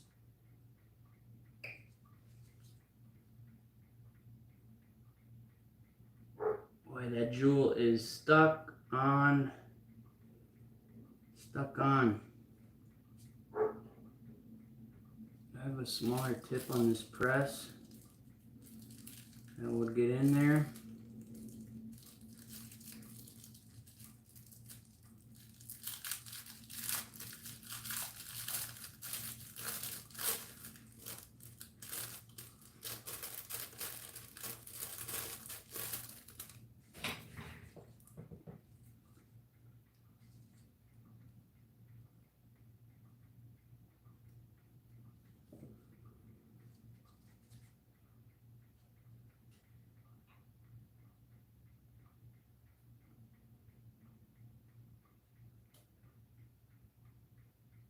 I might do it.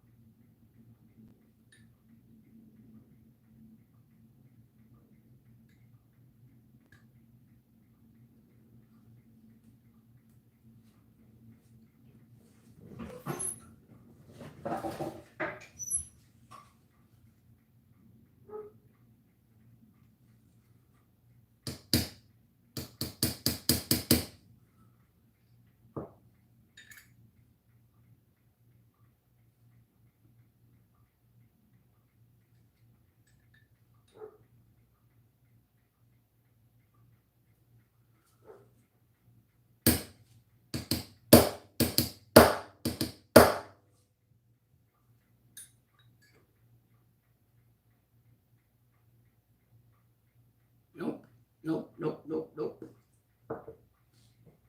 Be careful with this one because they crack easily. They have to be pressed in straight.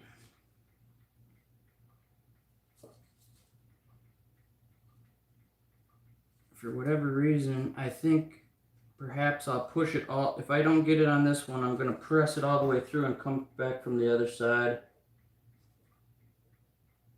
I think they do kind of have a one-way. Yeah, I think I remember that. Let's pop it out.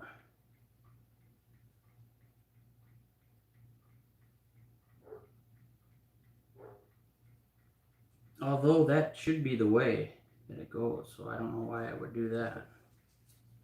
This should be the side that it presses in from.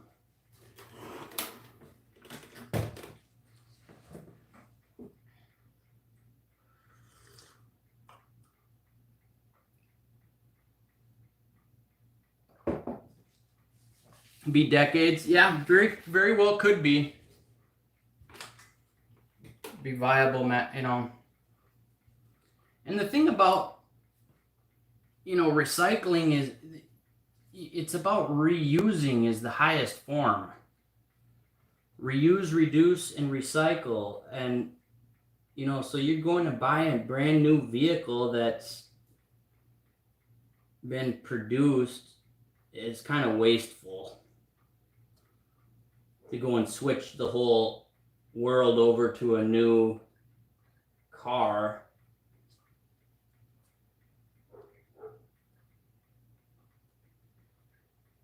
It's pretty wasteful in my book, but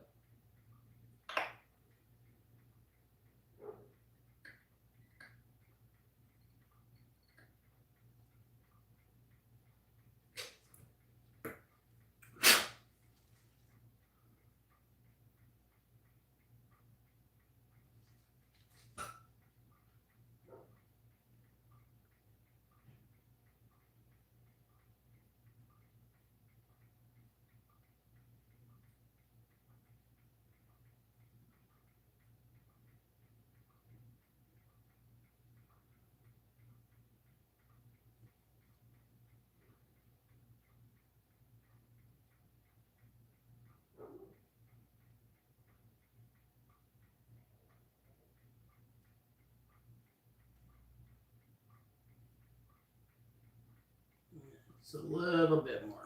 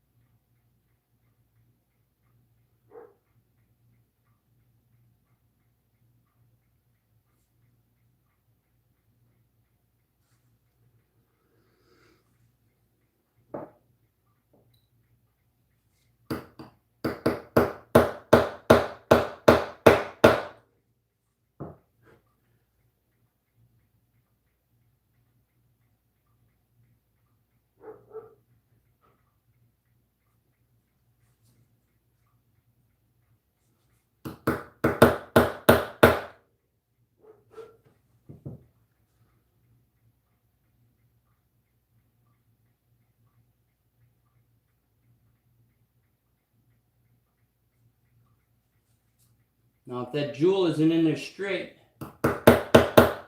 it's going to bind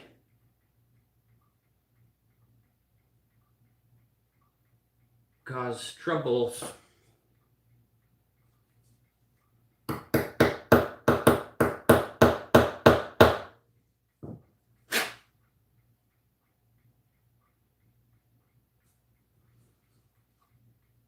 Just kind of barely tapping it. A, I don't want to chip it, and B, I don't want to break it.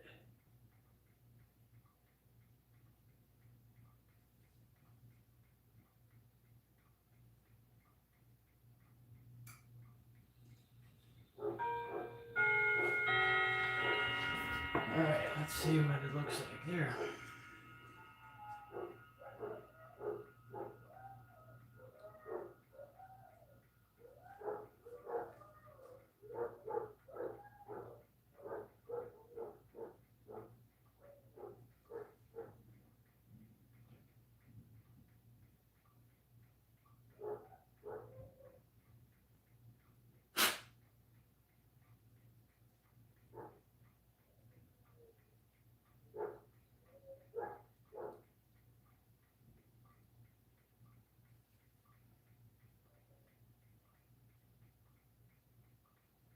There, that looks better. I think that should work right there. Just so that wheel isn't rubbing on the back plate, and I can see a little scuff line where that had happened over time, where that wheel was rubbing and that stopped the clock. So it wasn't just the mainspring or anything else I was speculating on. It was actually that jewel right there.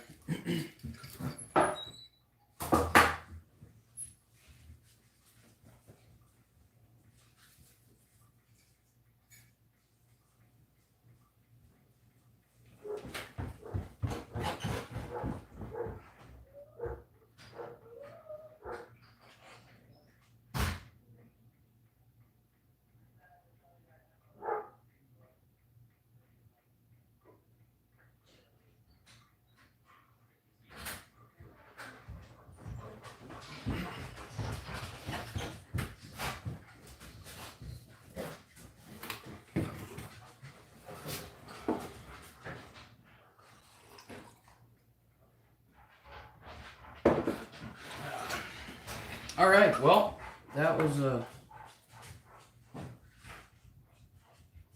new issue I don't think we've had to do on here yet.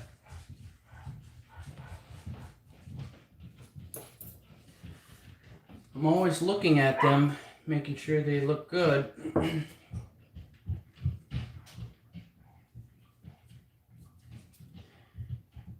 That they're flush.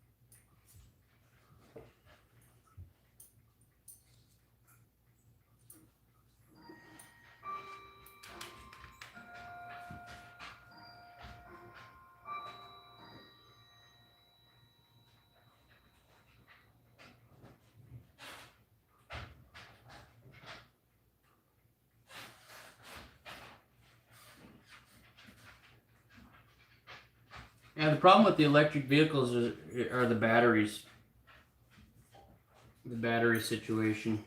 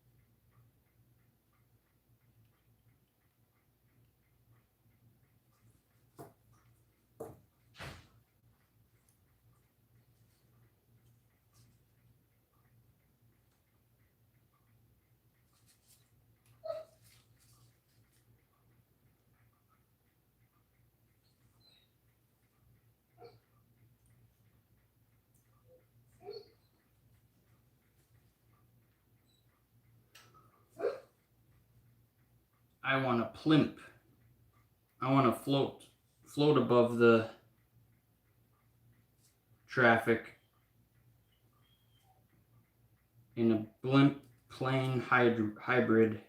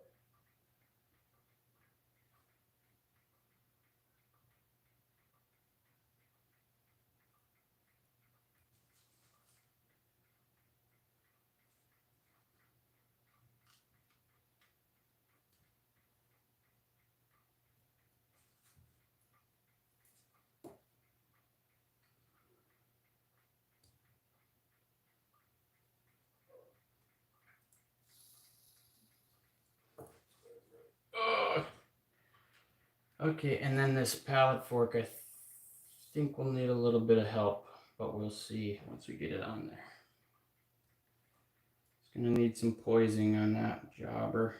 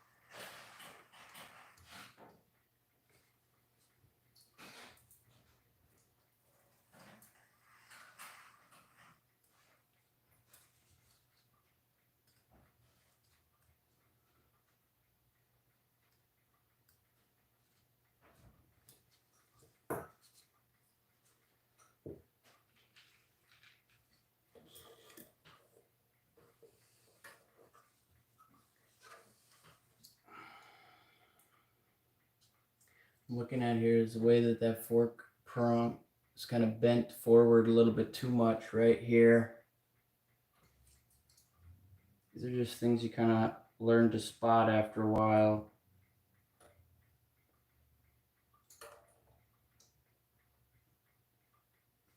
And yes, it is. It's way too tight down onto the roller. We'll get that straightened out.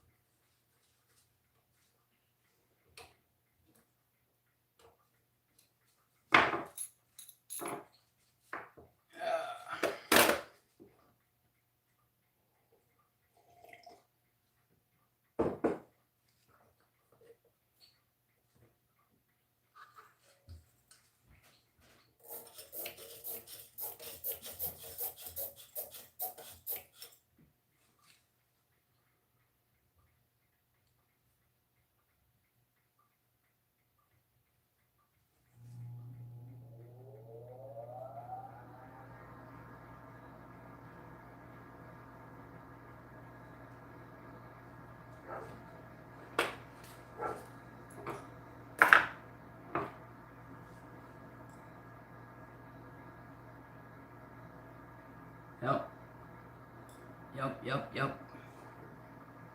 You know, it might be sticky too, actually.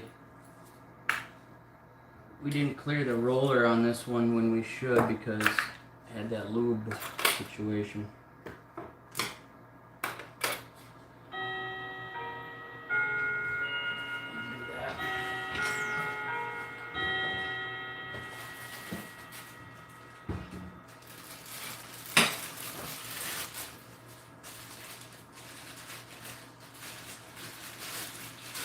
But after all, it's probably the shape of the fork. I can see that that's problematic.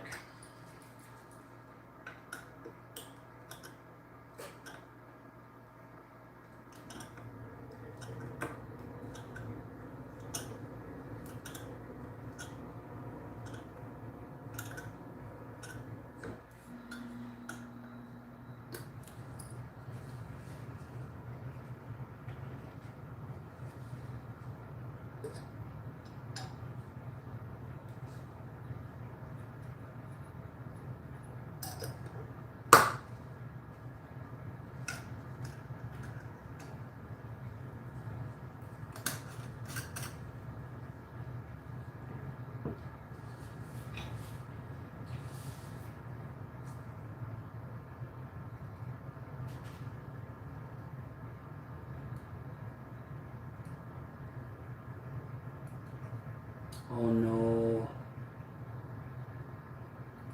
Oh no, there is lubrication on that roller. You can see it here. There's a puddle of it on the top of the roller in between the collar and the roller.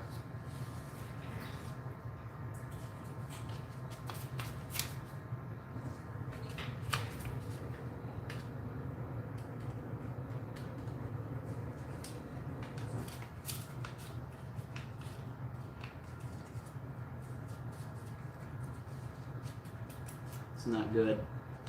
If it went down that tube, it will never keep time.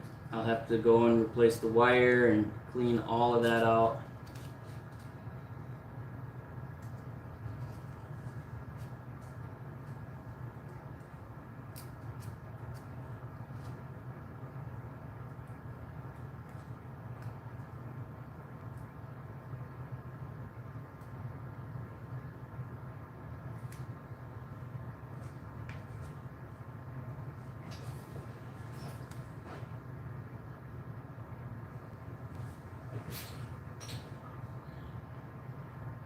It looks like it might have been all of it.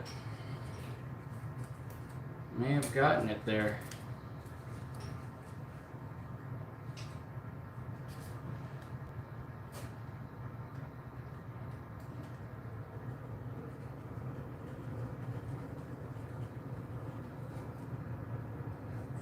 A little more.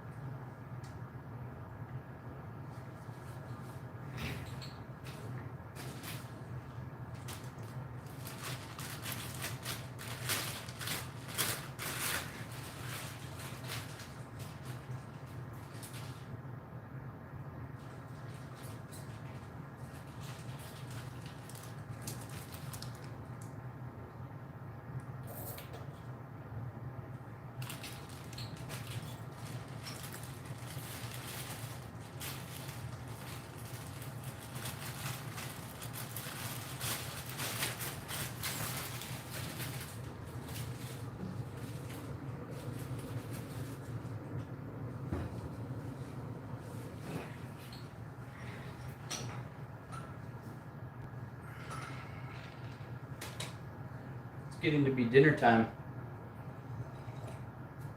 I am hungry.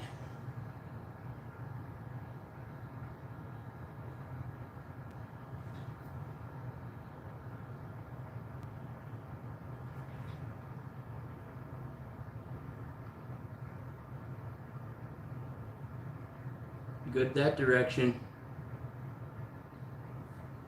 Which is what'll happen. You'll get one push on one direction and the other side limp. It's a poising problem. Could be other problems too, but in this case it's the poise.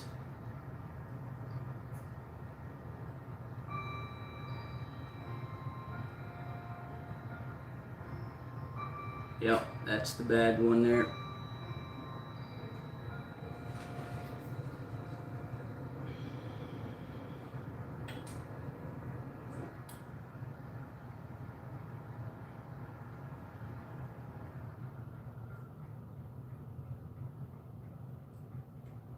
I repeat, do not try this at home.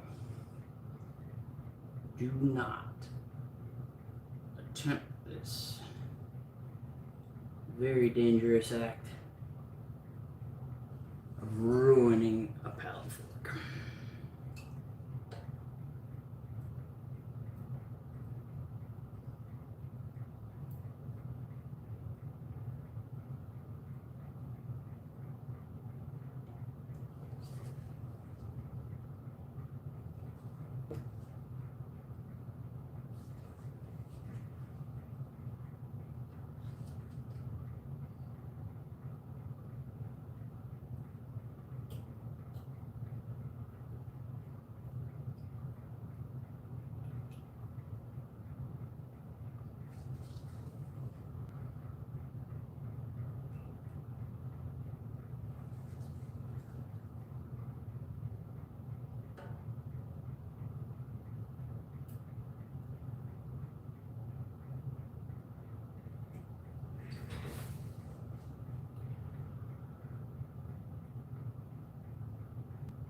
The way that's rotating too doesn't look good. I think this clock's also going to need a suspension wire.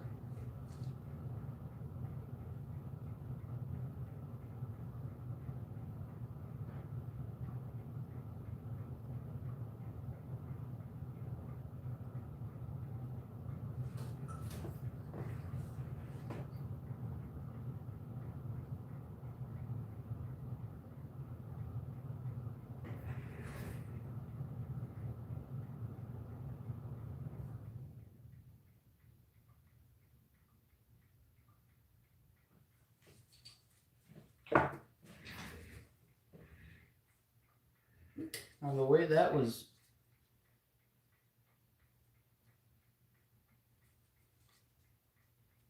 moving looked like the fork was stuck on it a little bit. And I cleaned the roller, but now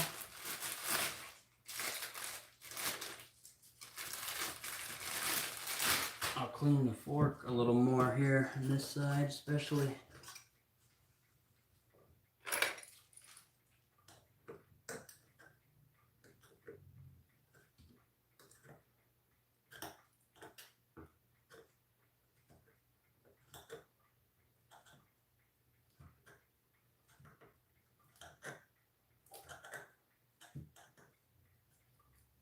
Oh, I got some here. Do it there.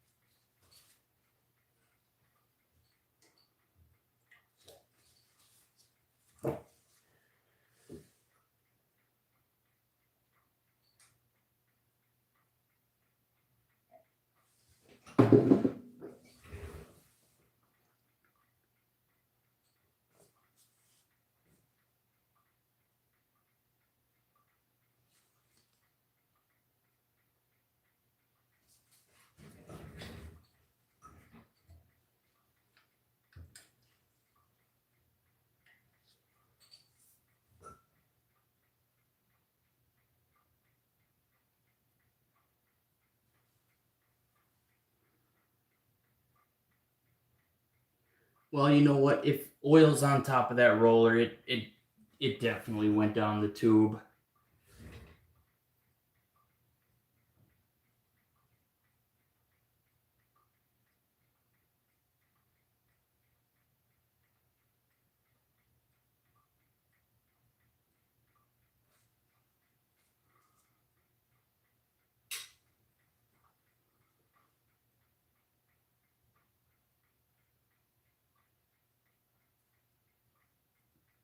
And being trapped on the back side of the roller, it's hidden back there. So every time the roller spins, it's getting a new coat of that lubrication on it. It's sticking to the fork. Let me try an ancient technique. Watch this one.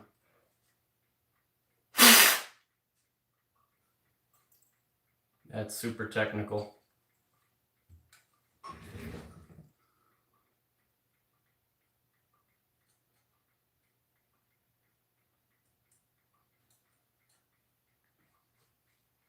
No way to clean it without taking it apart. Well, I tried. That's what I did with my paper here. I stuck it in there where I could see that lubrication sitting on top of the roller. See how the paper's thin there? Try to absorb it with this paper, but it's also on the horizontal side, and now it just worked. It just released that power correctly there. In combination with the fork issue. But the way that the roller is set up here, you see how there's that hole?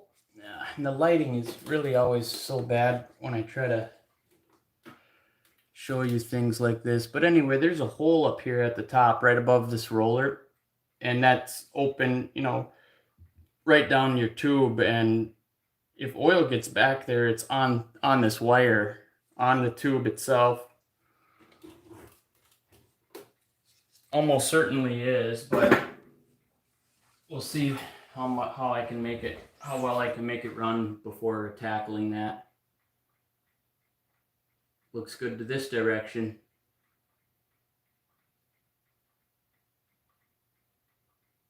Way better. Way better. That adjustment I made on that fork especially. And that's just kind of an art that you learn by doing. You can't really explain where, I mean, it has a set parameters, but on this direction, good. Good. Wow, look at that. All the way back around.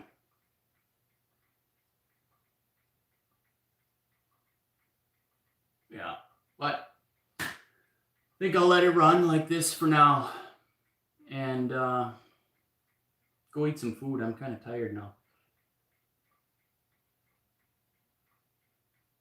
Go eat some dinner, but I'll let you guys watch this here just for a few more rotations or whatever, as long as you'd like, I guess. Just to show you how much that little adjustment there just changed it. And I know you probably didn't see the way that it wasn't properly running very well, because I only let it rotate for a couple times before I could tell that it wasn't right. But look at that now.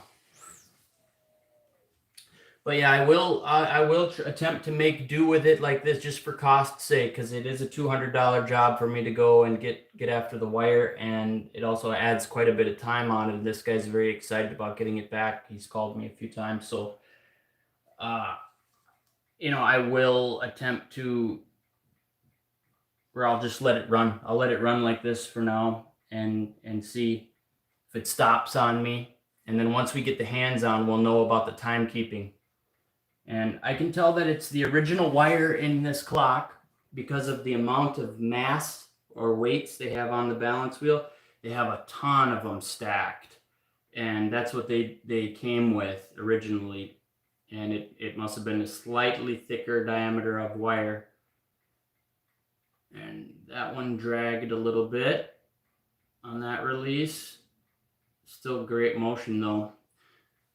But that's also could have to do with, you saw me add some wind on it. I may have gone over the specs on the winding, and that's okay for now. I can readjust that later, basically just by letting wind off and going back. But I wanted to do that for now to make sure that it has enough power to run.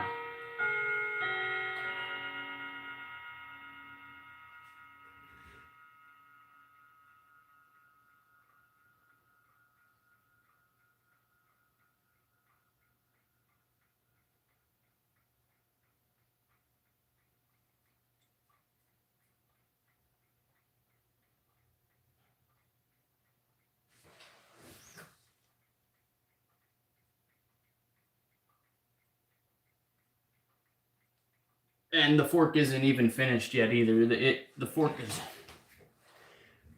if this is my roller and this is my fork, it's riding way too deep on that roller. It needs to be about halfway. It's dang near capturing it.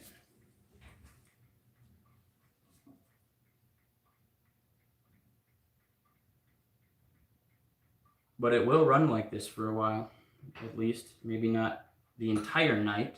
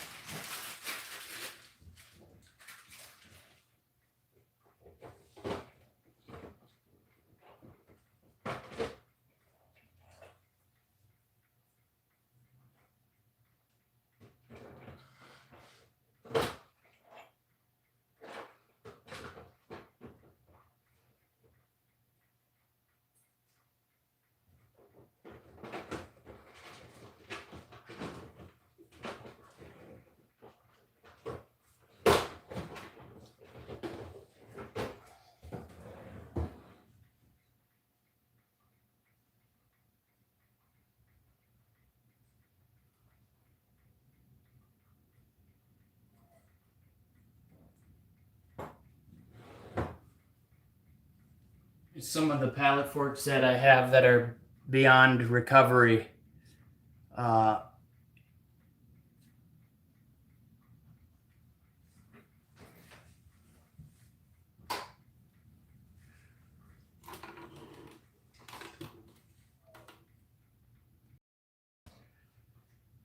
This is the original style. This isn't even original. This is like the second style of pallet fork, which is what this clock has as well. Okay, and you see how it has 1, 2, 3 separate angles in it, which is why when it came to 540, they improved that. Now you have 2 angles. This is a 540 fork, straight up and over 90 degree. You know, that reduces all kinds of different poise problems that will arise from this pallet fork issue.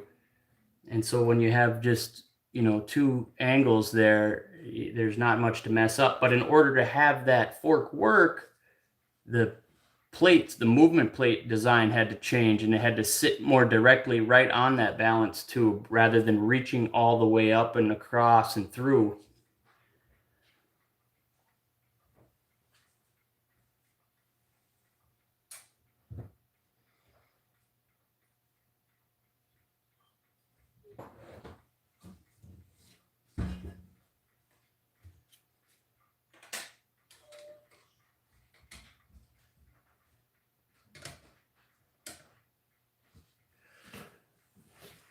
Great session. Thank you. Amazing skills. Oh, thank you. I appreciate it. I'm very thankful you guys are interested in this. And I know I say it a lot, but I really appreciate you guys sticking around. And that you think I'm skillful. That's wonderful. It's always nice to be skillful. For me, at least. I suppose for many of you as well. And we all have our different skills and our different gifts, you know, and and I was just fortunate enough to kind of grow up in a clockmaker's house, and so I'm putting this forward to hopefully show you something interesting, I guess, you know. If not, I am servicing clocks, and I can get your Atmos clock running, that's for sure. Someday I'll make a how to repair course, but until then, I'm just gonna kind of talk to you guys for free. That greasy one I have off the shelf, yeah, it's fun. Go for it, you know. I just hope that. Oh, great, great, guys. Thank you so much for all the kind words. You know, you could tell me I'm ugly and my jokes are bad, and I would believe you.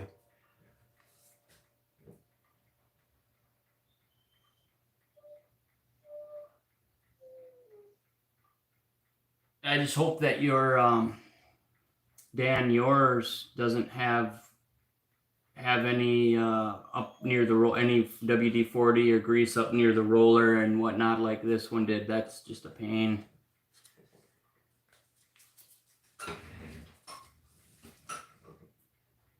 Should I see if I can stop it now and wreck it?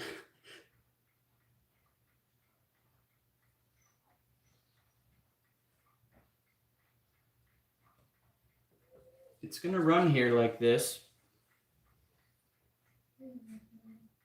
but we could do a little bit more on this fork.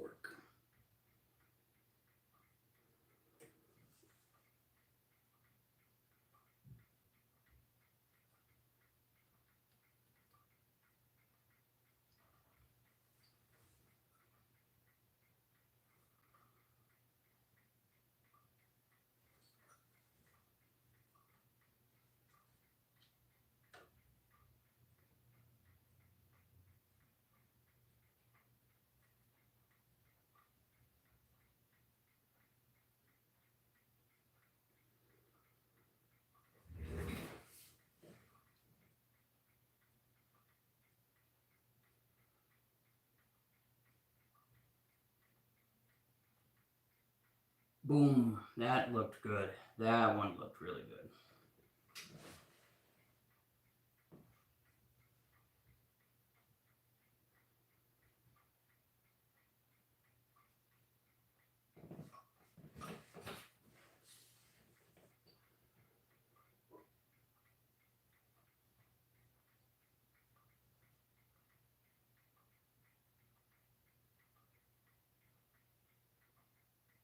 No good on the way back, but it's sticking. It's just sticking on the roller. It's not a matter of my poise on that one. I just can't get that crud off of there.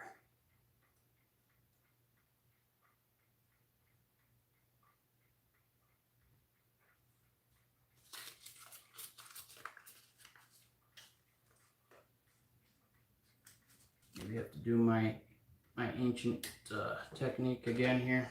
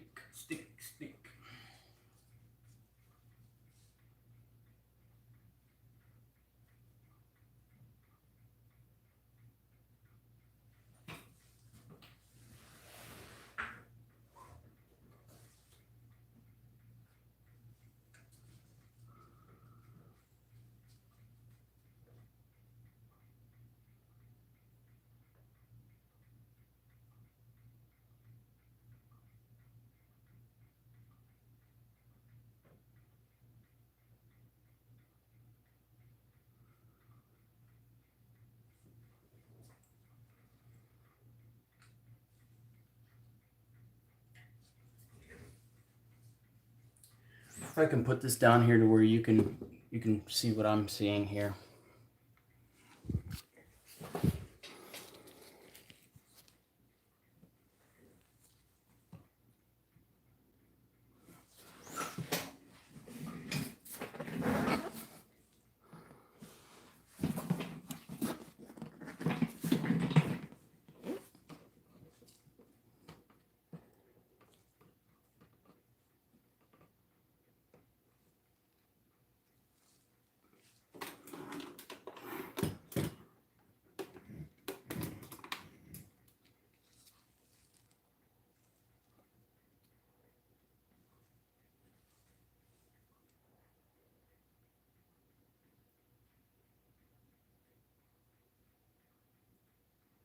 Yeah, that rollers came all the way back around. That's really good motion. That's good.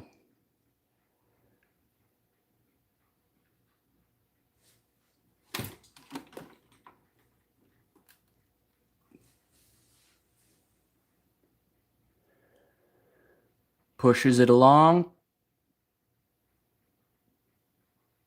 Rotating nicely.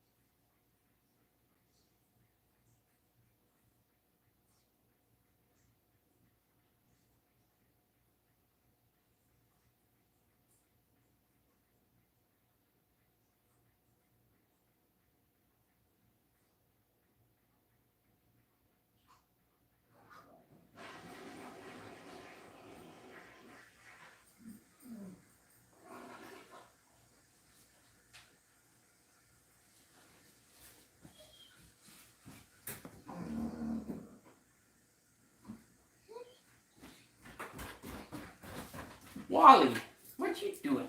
Huh? What you doing? You gonna work too? Let's see if we can get Wally to say hi. Hey, Wally, look. Look at, you're famous. You're on TV. Yeah? You all done here?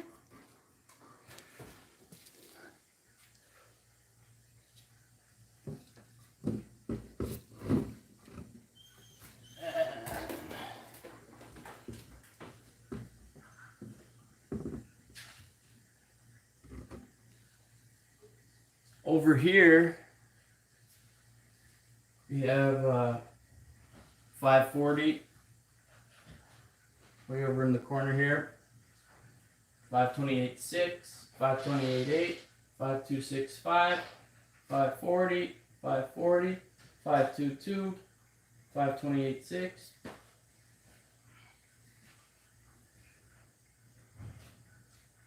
This deep blue here for sale on my website currently. And then I will have two 540s for sale. Hopefully both of them are for sale by Christmas time. I believe at least one of them will be.